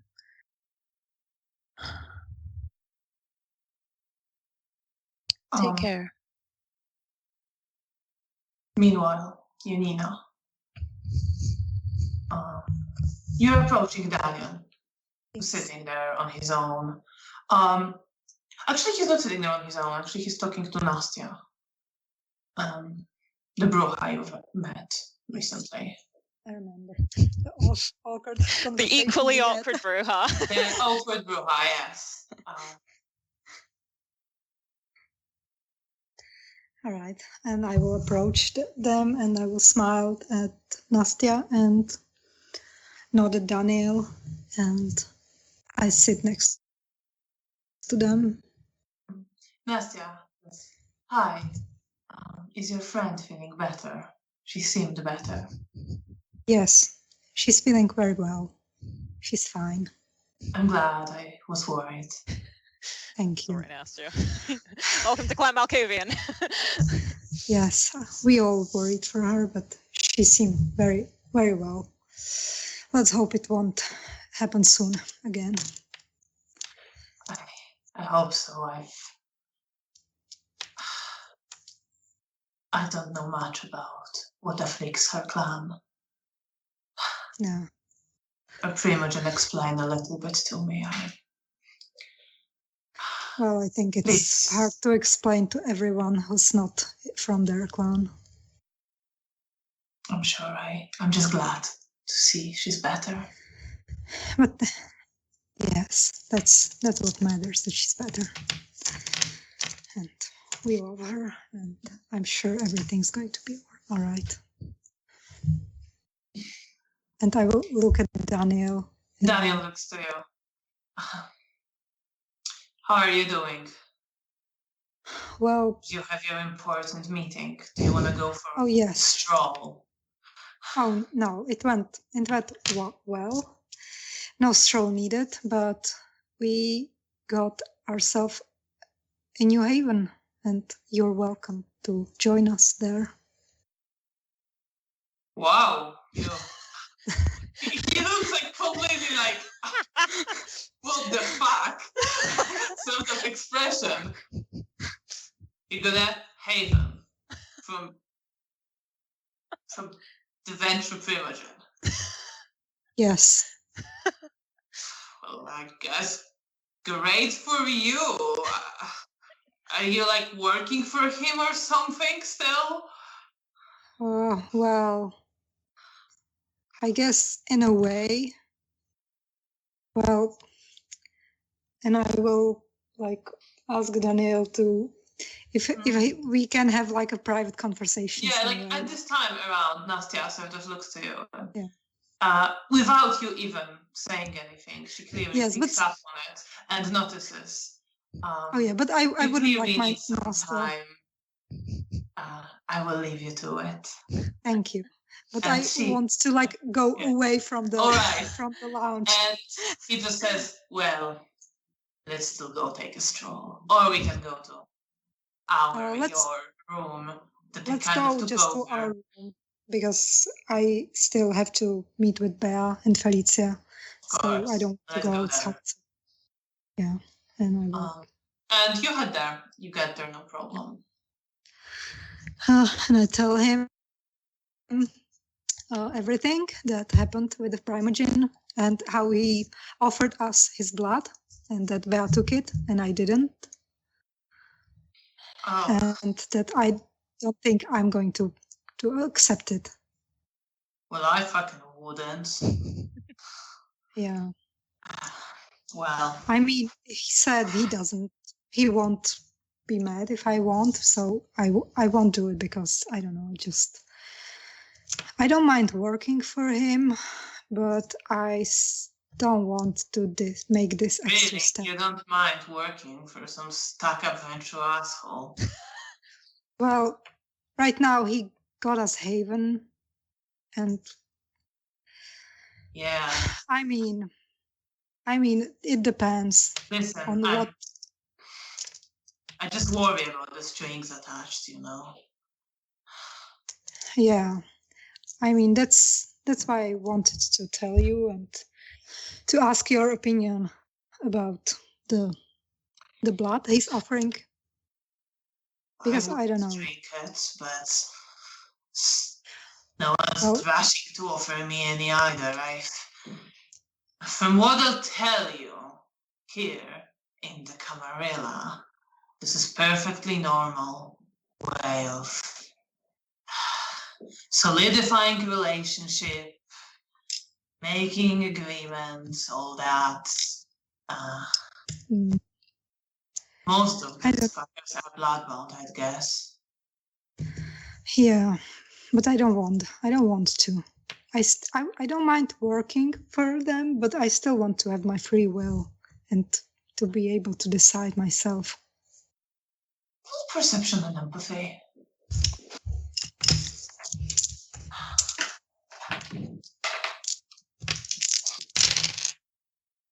What is the difficulty? 6. 2 successes. You see, as you're talking about it, that he is kind of increasingly uncomfortable with the subject and kind of embarrassed, kind of doesn't want you to go too deeply on it. Almost scared or feeling some unease or guilt, something like that. Is everything all right with you? You seem weird. It's nothing. It's just stuff in the past. All right. Just, you can talk to me about anything. I'm not going to judge you. You're my sire, but also I consider you my friend.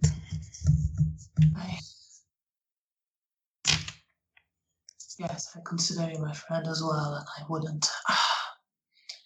I'm sorry, I don't function well in this place. I'm afraid I'm not the kind of sire who can give you advice on navigating Camarilla. Well, I don't need a sire. As you know, I struggle with it myself. Yes. That's why I want you to go to live with us. I'd love to get out of here. If you don't mind me crashing with you. Of course not. Your family. That'd be great. I just probably tell Isidore. He's pretty lonely here. I know. Of course, I don't know if Nina's gonna get back to him, or did they wrap her around their fingers already in there? I don't know, Nina seemed to fit right in. Well, she was. Like, we just picked her up. She wasn't with us by choice, I think. But, well, I don't know. I don't know. I guess I shouldn't. It's not any of my business what goes on with the two of them.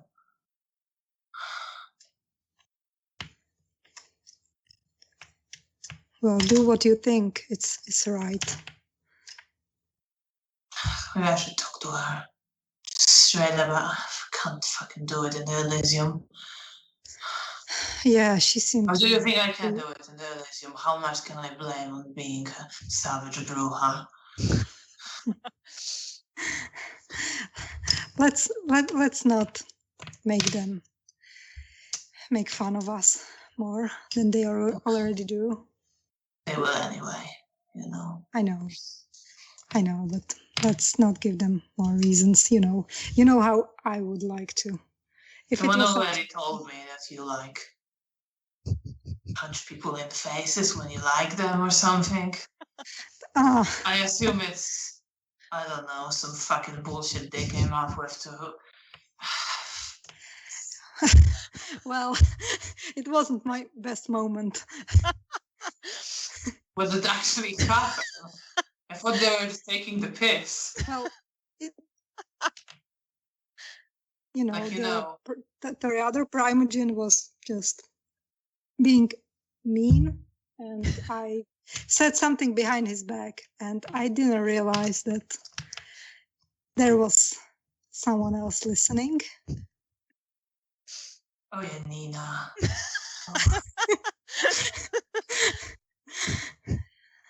I'm now much better with privacy, you see. I know, I'm sorry. I should have. Fuck, I should have been there for you. It's alright. You had your own stuff.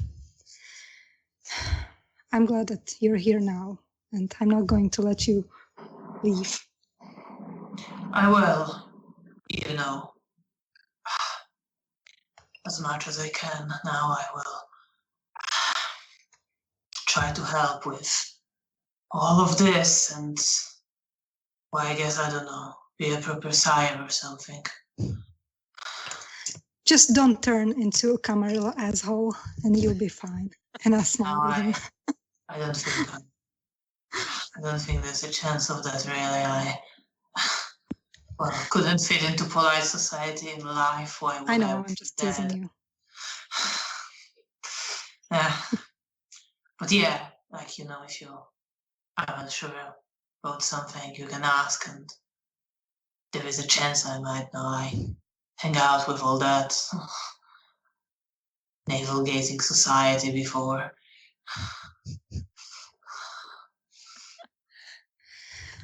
All right, so that's settled. You're going with us, and now we have to wait for Bea, and we have to tell Felicia. Well, should we get back to? Yes, let's go back to the charming place full of great people. Yeah, themselves super presentable. You're going to make Mikhail jealous. I would settle for Mikhail never noticing me. Yeah, that's a better way to exist near him. But I think Bea had some fun experience with him, but I don't know. She seems cheeky. I haven't been able to get exactly, but she showed me some notes. Well, Bea seems much more at ease with all that than any of us does. She is. I think that's one thing Felicia trained her very well. Yeah, well, at least the two of us fit well together. Come on, let's go. Yeah. And you, get back. So getting back towards the lounge. Meanwhile, Freya, you return with Isidore. He's sort of walking out. And around that time, Janina, Daniel, you walk back to the lounge. You pass Isidore near the exit from the lounge. He looks to you.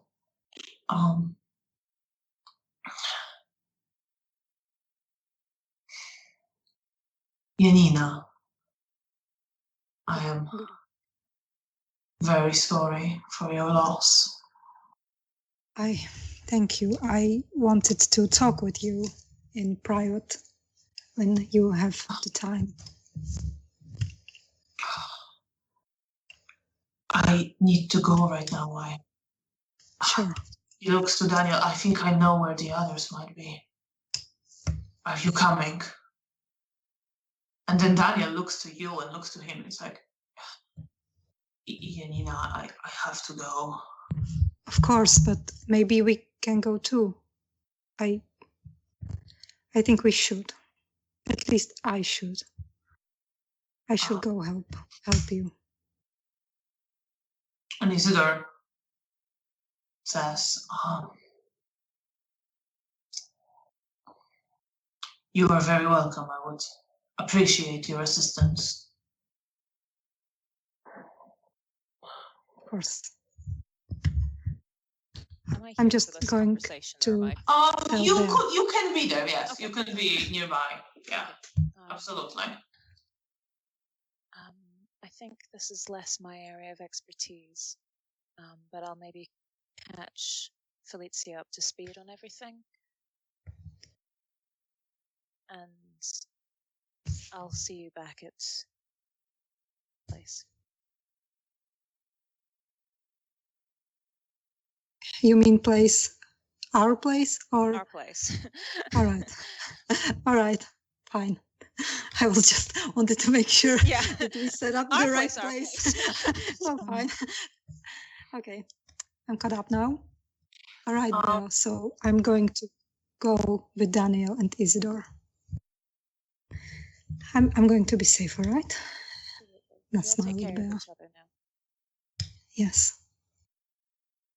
She gives them all a warm smile. Best of luck. Of course. And I will maybe try to hold Bea's hand if she lets me. I love seeing you roll.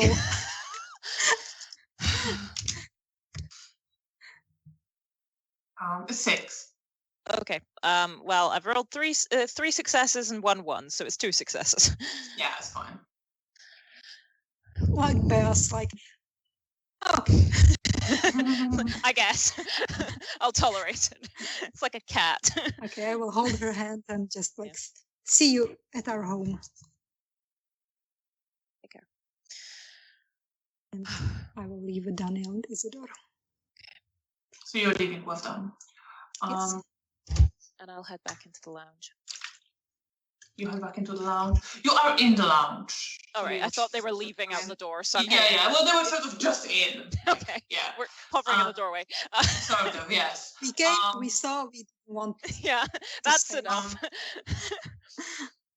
I say before you leave, Janina, Antoni will start walking towards you.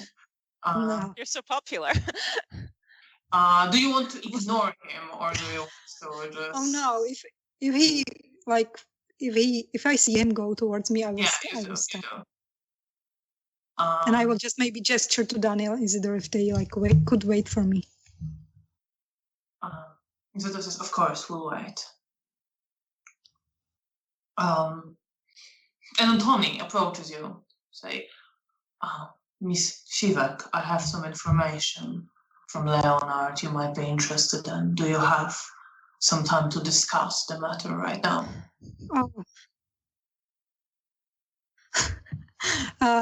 I will. Can it wait for a moment? Because for a few hours, or because I promised. I would say few hours you're gonna have to be going back to your haven, so you won't have time to go with them. You don't know for how long they're going, even. Like, All right.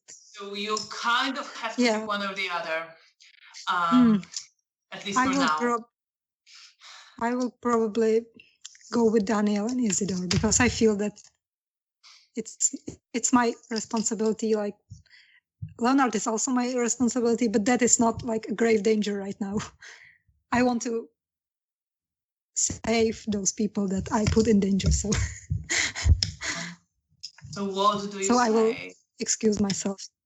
What do you say? I will probably say I will say to Anthony that I'm so sorry that I promised to help with Daniel and Isidore to help them locate their lost, that we have some new information about their lost comrades, and that I promised that I will help them.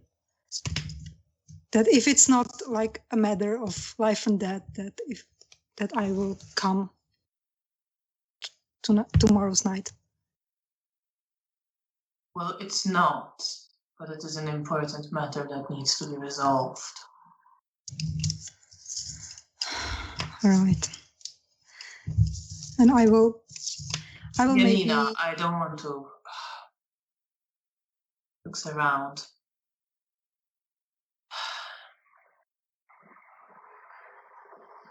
If it's that important, then maybe I just... We can discuss tomorrow. But please, promise. Be here. Yes, I will be here, I promise. I'm so sorry. Perception and empathy.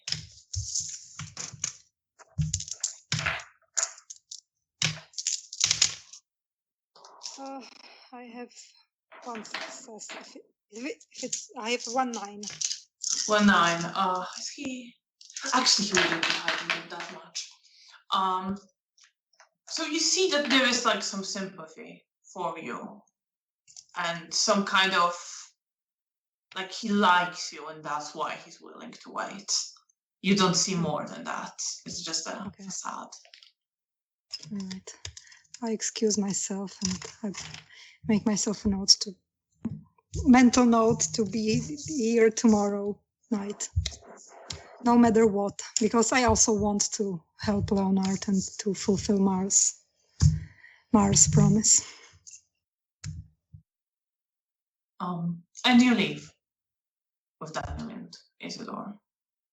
Meanwhile, Bea, you're gonna talk to Felicia. Yes. And about as Antoni comes up to Janina, she's heading towards you, like gesturing towards you, actually. But you would have heard the exchange between Antoni and Janina, I think. I think as I'm walking away, I hear it, and I'm slightly gritting my teeth. Going, oh. She's an adult. She can do her own thing. But I go towards Felicia. She smiles at you. Oh, Bea, my dear. Of course. Yes. Let's go. Is Janina leaving? Yes. I just gave the Count some information as to where his people might be. So they're heading off to see if they can find them. That is very kind of you. Well, not at all. Well, let's go to our room. We can of course. Talk there. All right. As we're walking, I'll start by letting her know that the meeting went very well. How's your evening been? Oh, it's been all right. Well, the Camarilla, since your latest information has been trying to get me to press more about the Primogen. Apparently goes wherever they please.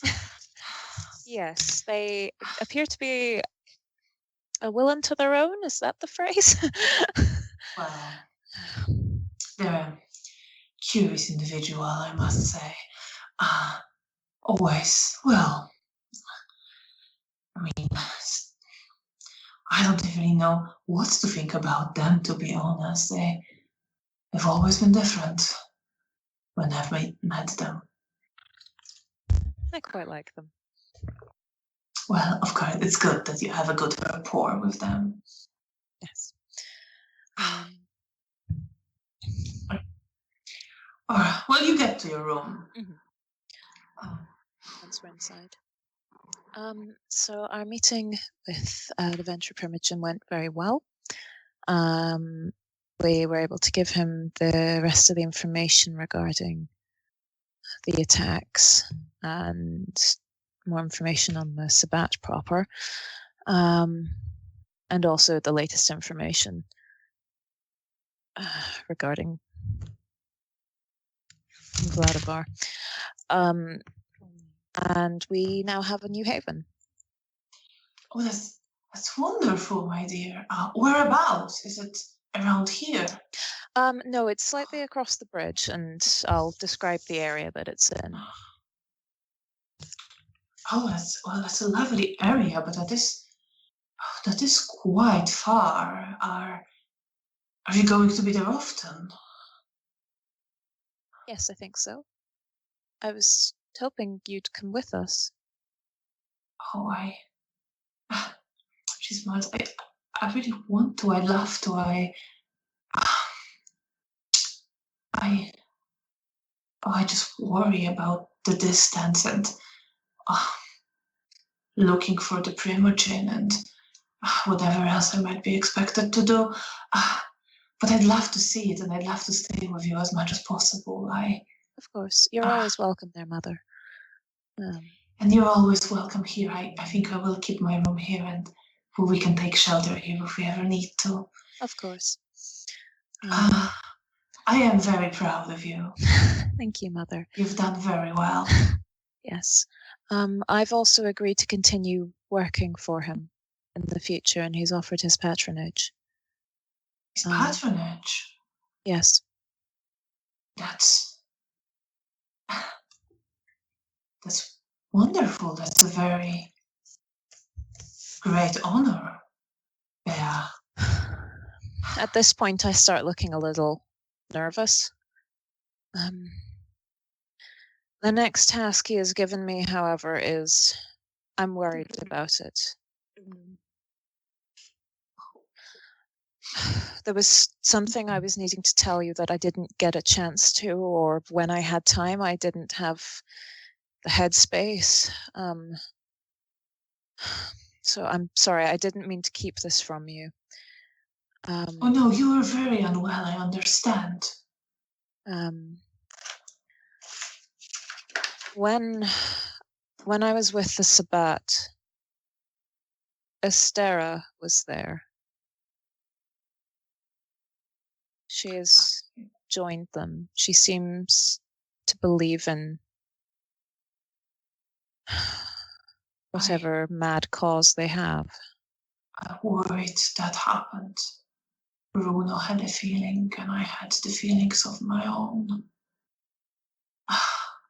Terrible feelings, terrible things.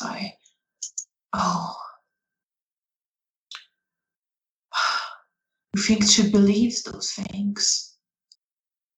What was she like? You see some urgency, almost disbelief. Like she is trying to deny something very hard right now.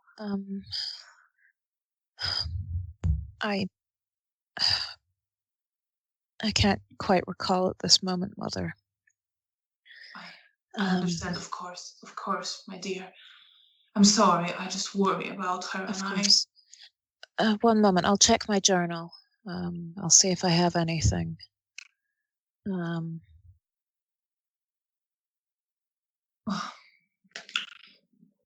you see Felicia waiting, but she begins to shake a little bit. I'll briefly look up and put my hand hovering over her hand and then use passion to try to numb some of her Roll anxieties. charisma and empathy. Difficulty 4.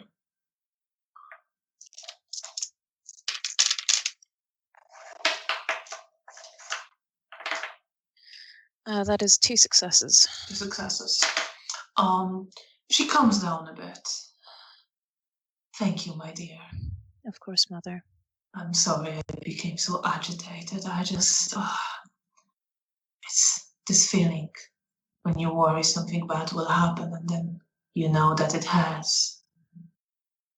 She was such a lovely young woman. We always saw eye to eye. How could she?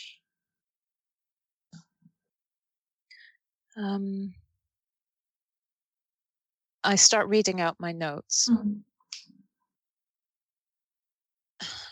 I will save the note about wanting to meet for the end. All right. And say, she said that the end of the world is coming and that only the Sabbat can stop it. Something about our ancestors bringing about the end of the world.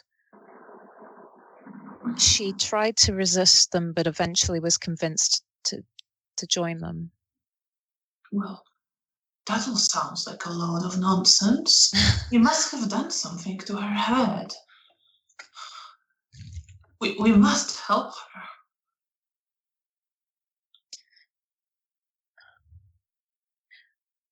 Mother, I'm wondering whether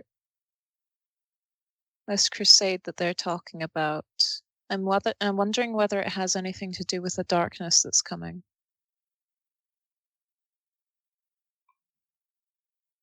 Mm-hmm.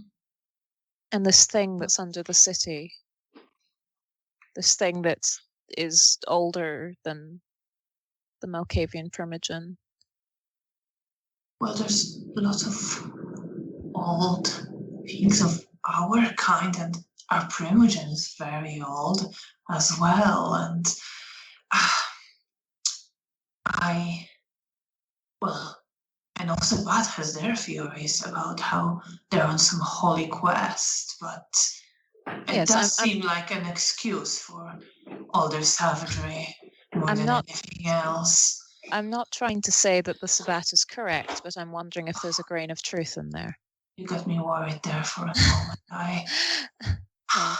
I'm wondering whether... Sabbat, Bea, I want to see Sabbat. Well, I don't think anyone wants to see Sabbat, Bea. We don't know what will happen. Various things might have still occur. We never... there's time. I'm wondering whether it might be connected. And I think that it would be much easier to manipulate her if there was some truth behind it. Well, I suppose we could always use that to try to talk some sense into her, at least. Well, we have some good luck. She wanted me to set up a meeting with you. That was what I was meaning to tell you and didn't get around to. Stella? Yes. Oh my God! She wants us to join her in the Sabbat. Well, obviously we're not going to do that, but maybe we can talk to her and try to, whatever they did to her, undo it.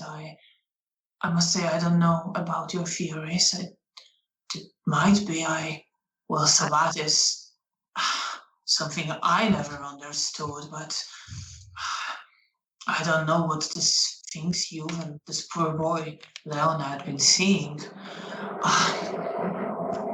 What do they mean?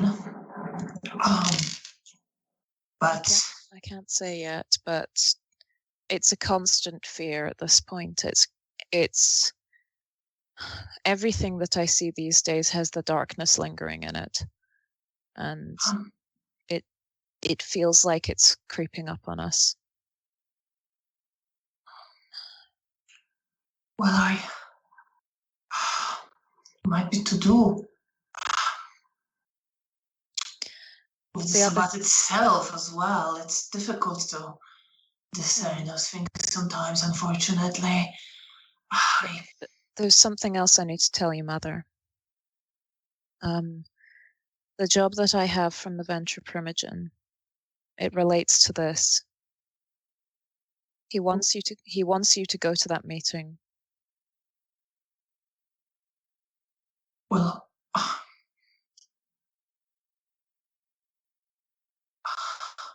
we should talk to him, explain that we can bring Esther back to the Camarilla. He'll never get it.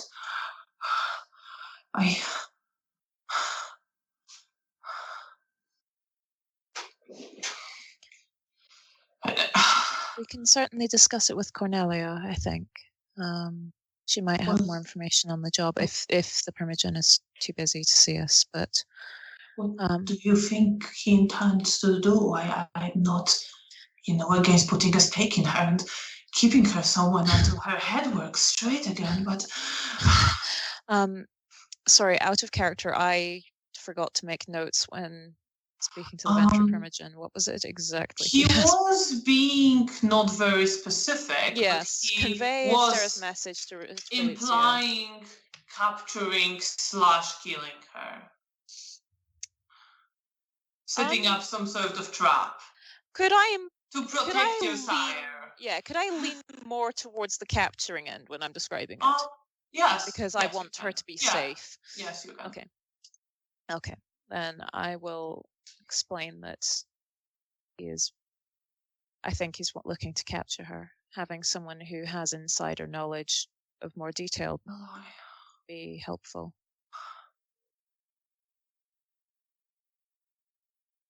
And perhaps there's a way to talk her around.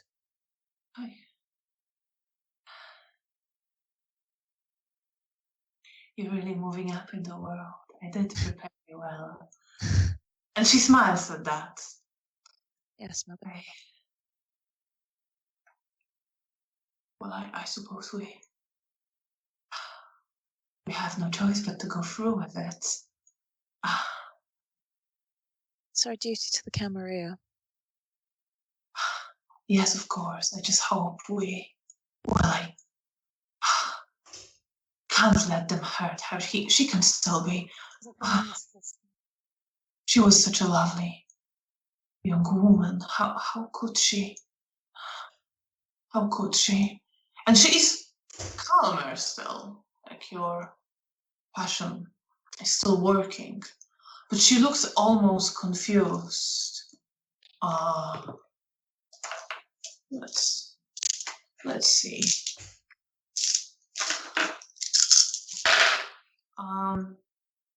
Oh wow. Okay, that's a lot.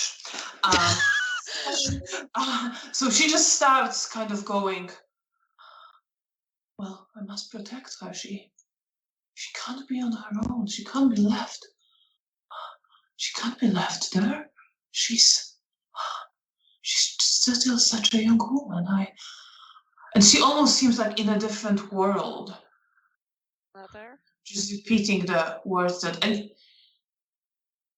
you don't remember seeing that before. I'm looking quite concerned at this point. She looks almost like completely disassociated. Mother? And I'm sort of waving a hand in front of her face and trying to get her back to reality. Stara, you have to come back to me. You're my closest friend, Stara. I have so much stuff to show you.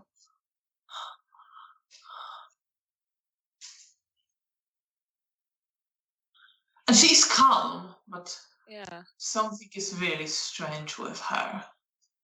And what do you feel when you see that? Deep unease. And I'm suddenly wondering whether I have just messed up seriously. Because if she tells Estera about this, then there will be problems. And I want this to work. And frankly, I don't care that much about Estera. Yeah. So there's this level of coldness. Like this. I'm really freaked out about it. Like, I don't like seeing her like this, especially for a woman that didn't necessarily engage in the torture, but was certainly part of a group that tortured me. So yeah, not particularly comfortable, and yeah, just I don't like seeing her like this. There's partially just that's my mother, and there's also the blood bond, which is just making this incredibly uncomfortable to witness. And I don't know what to do to stop it, because I've already used passion on her. She is calm. She's just not here. So I'm just kind of standing there hovering, completely unsure what to do. Eventually, I will roll a self-control check and try and touch her. Roll difficulty 6 or 5 even. Yep. I have 2 successes. Successes, yes. You touch her. I take her by the hand and squeeze her hand as tight as I can. She squeezes it back. Still seems kind of out of it. Meanwhile, Janina, you join Daniel and Isidore. You see that Isidore's kind of running right back. He has his saber now back with him. He's wearing his coat, the long black coat over it, sort of military style. Daniel's waiting there. Isidore pulls out the map. Right, so your friend told me Zoya should be around here. And Oscar should be around there.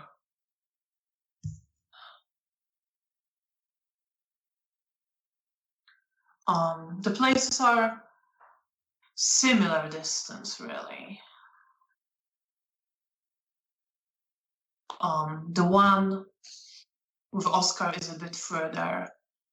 You might struggle to find your way back. You know, Janina, see that you might struggle to find your way back here before sunrise from either of those places. What about our home, our haven? Oh, that's even further. Unless you went towards Oscar and swam across the river. Or found a boat. Well, I will explain this to Isidore and Daniel and let them decide. Isidore says, I think we should be able to find shelter somewhere. Yes.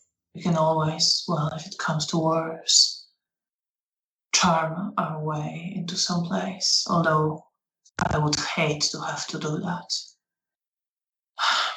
Daniel says, well, we do what we have to do. I think Oscar might need us more, although I don't actually know. He's pretty resourceful on his own. He's just defenseless in fighting.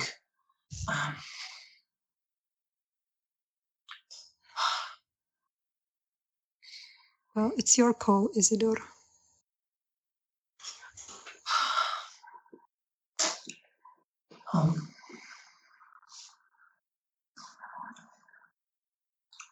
He looks visibly torn at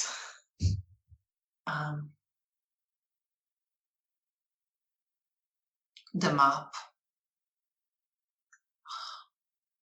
Zoya is closer. If we really hurry, we might make it. Right. How fast can you move, Janina? Assuming no one sees us. I have 1 dot of celerity. Well, you can describe it as like a bit, somewhat fast. I guess to you it seems like you move pretty fast.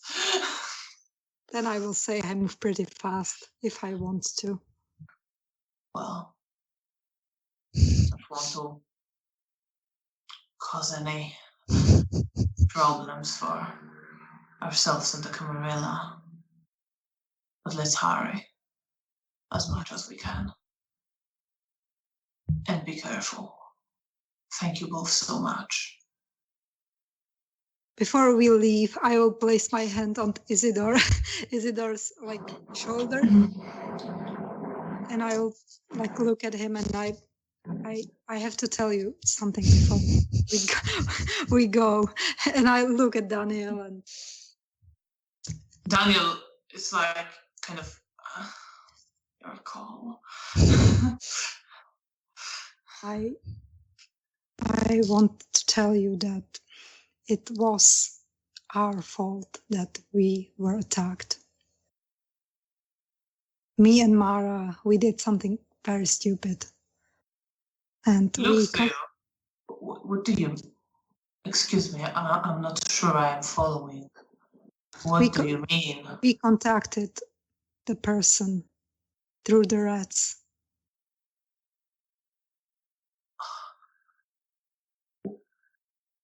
The person? Yes, the person who, because we thought that it might be, we wanted to talk, and it came to the water tower and attacked us instead. Daniel kind of looks to you, puts a hand on your shoulder. It stands somewhat in front of you. Not quite in front of you, but just kind of very much at the ready. You are now in the corridor outside the Elysium, I guess. Isidore looks to you. You mean... What happened? What did you... Why? You brought... What do you mean you brought it? You talked to it? He's clearly trying to process. Well, I didn't do the talking, it was Mara, so I don't know exactly what she conveyed to the rats, but it was something about wanting to meet up, because we wanted to discuss and to find out what this person was. We thought that it maybe not a foe, maybe it wasn't Sabat. We thought that maybe it was a Nosferatu. I am gonna give him a lower difficulty because still under influence of the mentation. I got you. But it also would have been a pretty high difficulty. I got you slightly. Let's get myself ripped to shreds. It's fine. I'll just adjust to have 0 sisters. You'll make new ones. No! No, he just passed. Thanks to the mentation. You're welcome! So you see that he looks to you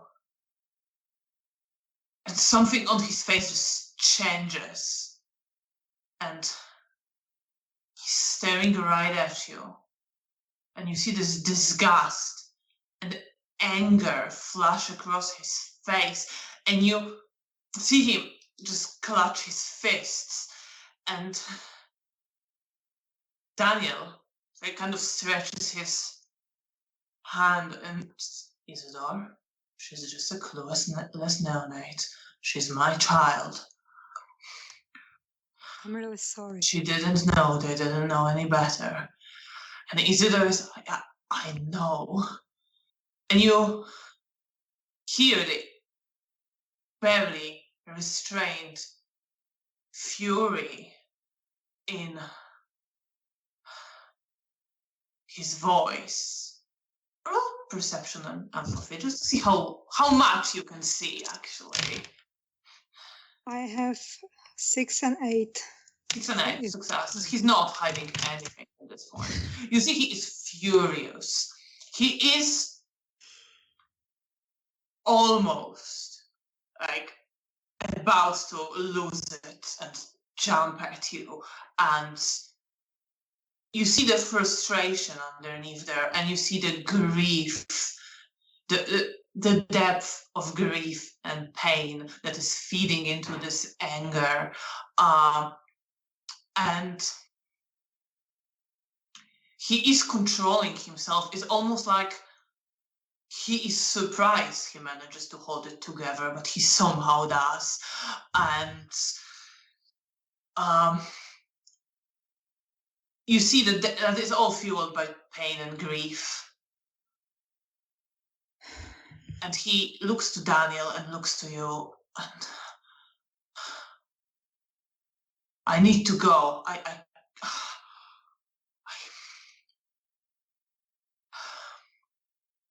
need to. You should stay here. You shouldn't be around me. And he just starts going, like passes you in the corridor and shoves you to a side a bit, but not violently, just sort of pushing past you. You see him clutching his fists and just walking straight ahead.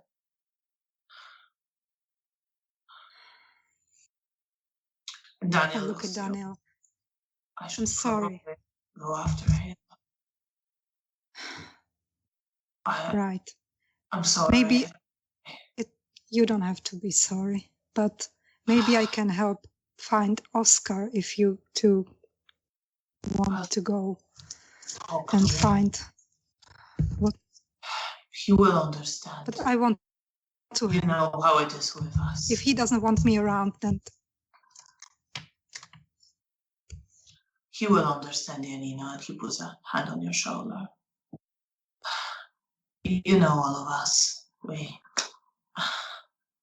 can't hold our anger at bay for very long. No, but his anger was deserved, and I'm surprised he reacted as calm as he did. I'm glad. We'd all be in a lot of trouble if he lost it. And he looks like, along the corridor where Visitor went.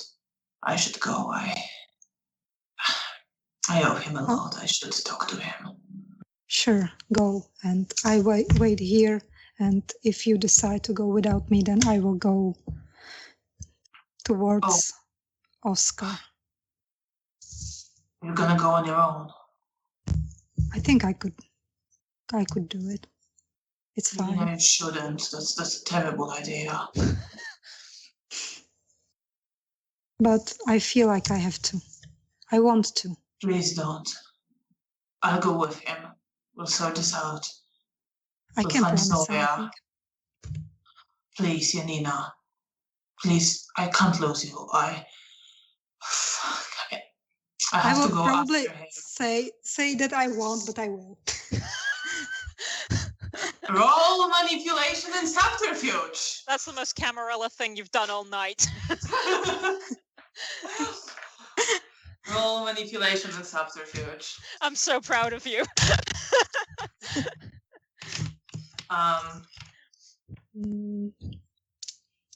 Okay. Okay.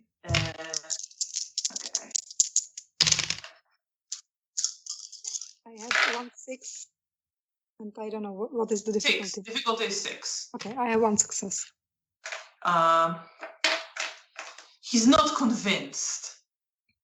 He's like, please, Janina,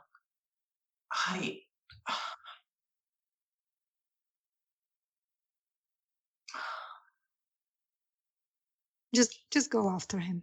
I'll be fine. Promise me you won't go. Promise, but I won't.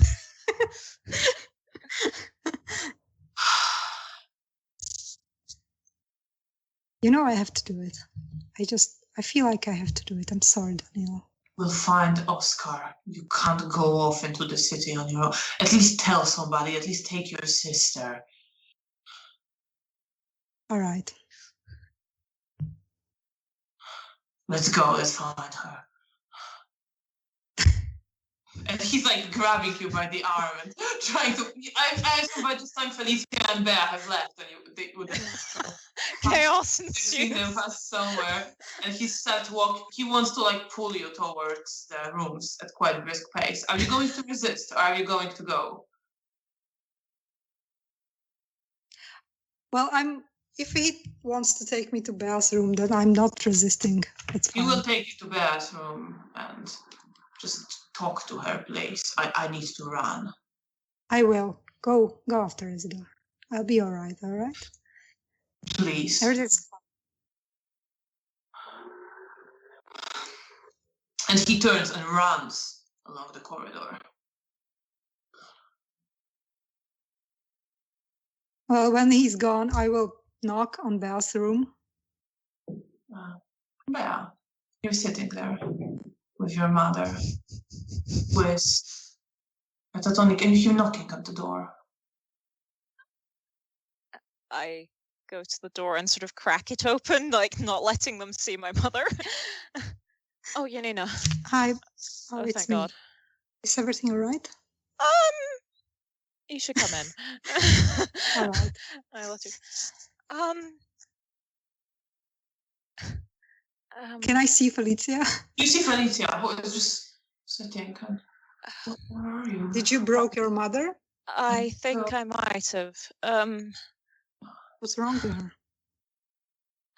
I told her about Estera, and then I think she tried to do something, and then she suddenly got lost, and I can't bring her back. I will go to Felicia and I will look at her, like stroke her hair. I'm here to see you.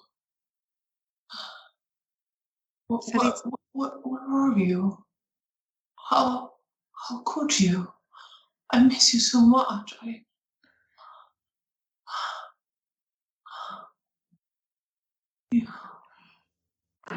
She kind of reaches for you, Bea, at this point. I take her hand. No, my daughter. I wanted to introduce you to my daughter. Estera? Where are you, Estera? I look to Janina with a look of, yeah! I guess that runs in the family. Yeah!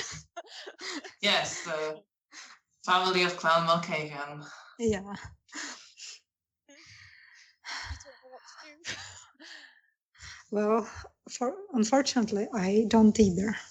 So, is there a way to make her snap out of it? Did you try any of your gifts on her? My usual powers, but she's already under their effects. I think this is too deep for me to deal with. All right, so I guess you don't want to leave her alone. Can I roll to resist the blood bond? You can, yes. Difficulty 8. Okay.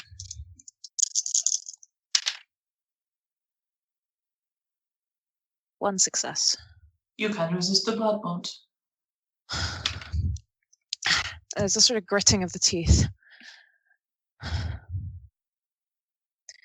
If I'm going to leave her, it has to be now. All right, I don't want you to go with me if you don't want to, but I told Isidore about what happened with Mara and me, and he got pretty angry. And What do you mean? that it was my and Mara's fault that they attacked our group. Oh God. But it's fine. He didn't frenzy it. It's fine. But he's angry at me.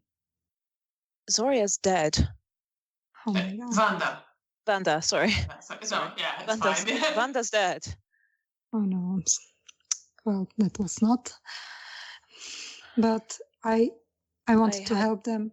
I had to use my abilities to keep him from losing it when I told him about her. Oh, so I guess that's what made him not rip me to shreds. Maybe. But now he's angry and he probably doesn't want me to go with him, so he went with Daniel. But we have a place. They went to get Zoya, and I really want to go and get Oscar.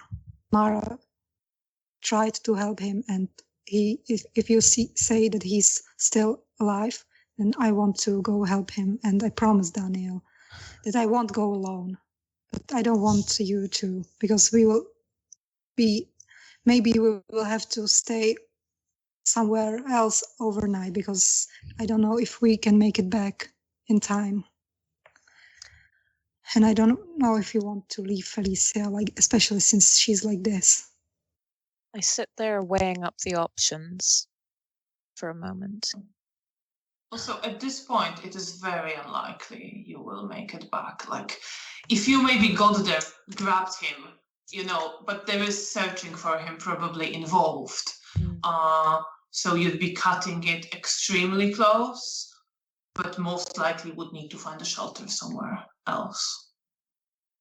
Well, the sewers are always an option. It's not a good option, but it is an option. And if it is very close to sunrise, then less chance of being caught down there. Can't let you go out there alone. Do you think she's going to be all right alone? I think that she'll be fine. In fact, I'm going to use Eyes of Chaos on her. Is she going to do something stupid if I leave her? Okay. Yes, roll perception and occult, and let me check something very quickly. But you can roll, and I'll just tell you the difficulty in a second.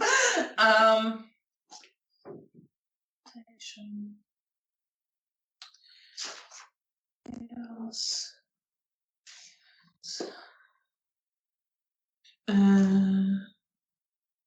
Nature. Things. All right, it's going to be 6. Okay. In which case, that is 2 successes. 2 successes. Yes, I had a 1 that cancelled out a 6. You look at her, and you see her nerves responding to vibrations around her again. But you look past it, you look at something different, your eyes are drawn to something different, and you see her heart wrapping itself around people protectively. The nerves and veins growing through them as if she was tied to them, wanting to nourish them, save them. And she needs, when she is very close with someone, she becomes very protective of this person, very emotionally dependent on this person, very tied to this person. Codependency. Yes, and this is something, a distortion of her mind and emotions, a derangement that she has. And she had this with Astera. And you see that now she's suffering because her inability to cope and to process got triggered.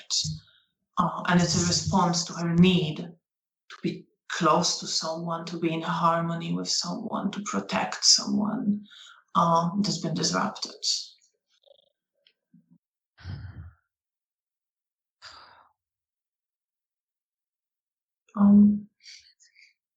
Roll perception, not perception, I'm sorry. Roll wit and empathy with difficulty 7.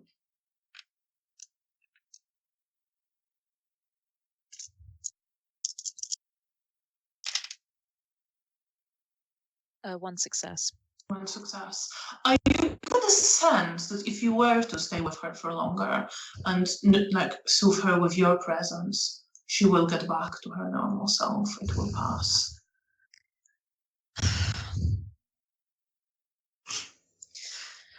Bea's choice. Yeah, you've had your awful choice for the evening, now I've got mine.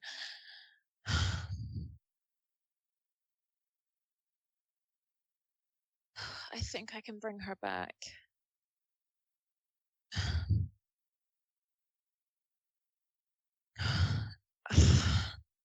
It's all right, Bea. I'm going to be fine if you need to stay with Felicia. I can't.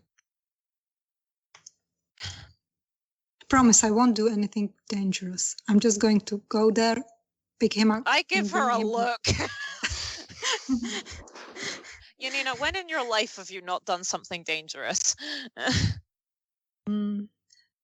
Today, when I drank that lady of yours. Mm-hmm. That Good. wasn't dangerous. Good. Great. So today is a good day. And then I thought, is it a bad news? And he didn't frenzy. Another good, Yes, good. because I had literally dampened his emotions. Yes, Right. but Damn it. I'm going to have to roll a dice because I can't make up my mind. Maybe roll for your blood bond again. Okay, yeah, no, that's a good decision. Difficulty. Difficulty 8. There is no choice, there is only blood bond. All right. Aw. You have to. You can't leave your mother like this. It's all right, Belle. I promise I'm going to be all right.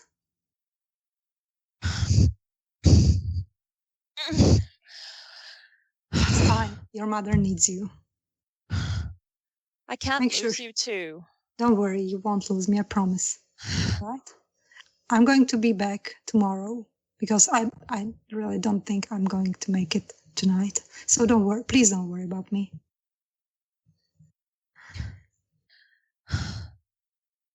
I promise I'm going to be back, all right?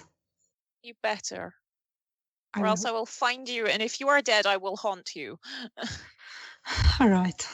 That seems like I don't care what way round it works.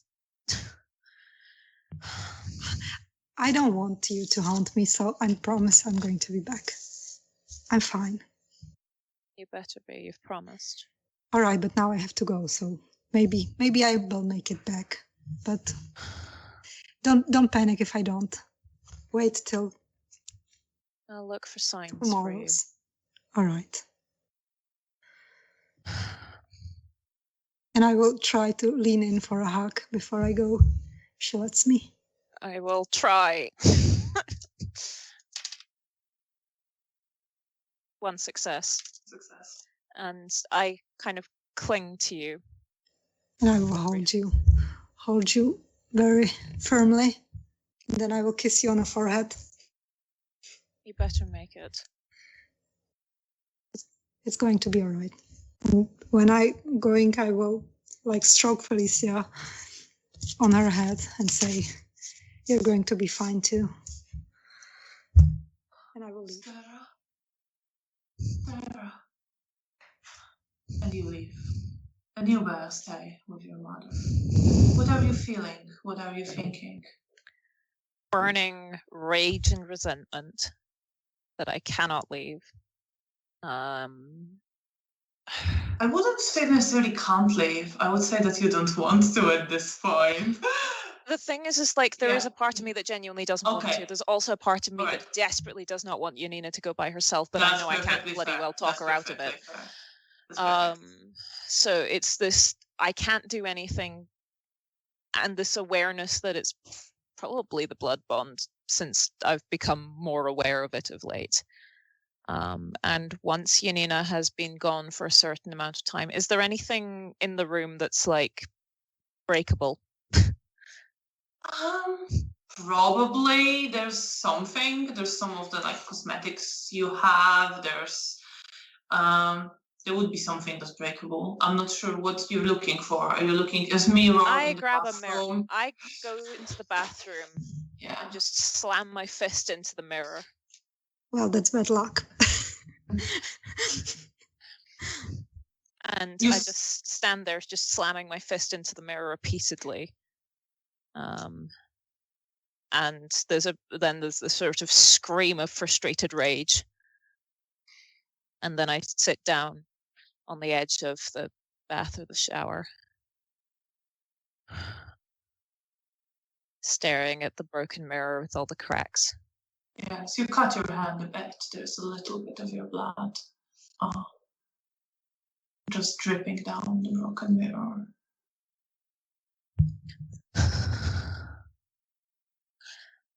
And then I think of Mother. And my facial expression just goes back to a neutral. And I stand up, walking back through to Mother with the blood dripping from my hand onto the floor. And I go and lean my head in her lap, take one of her hands and press it against my hair. And just sit there and start humming one of the lullabies she'll sing to me. And I thought you were going to feed her your blood. And you're sitting there humming a lullaby.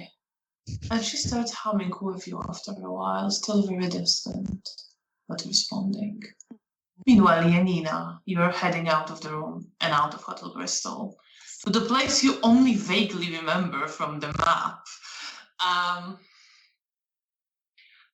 What are you thinking and feeling as you're doing that?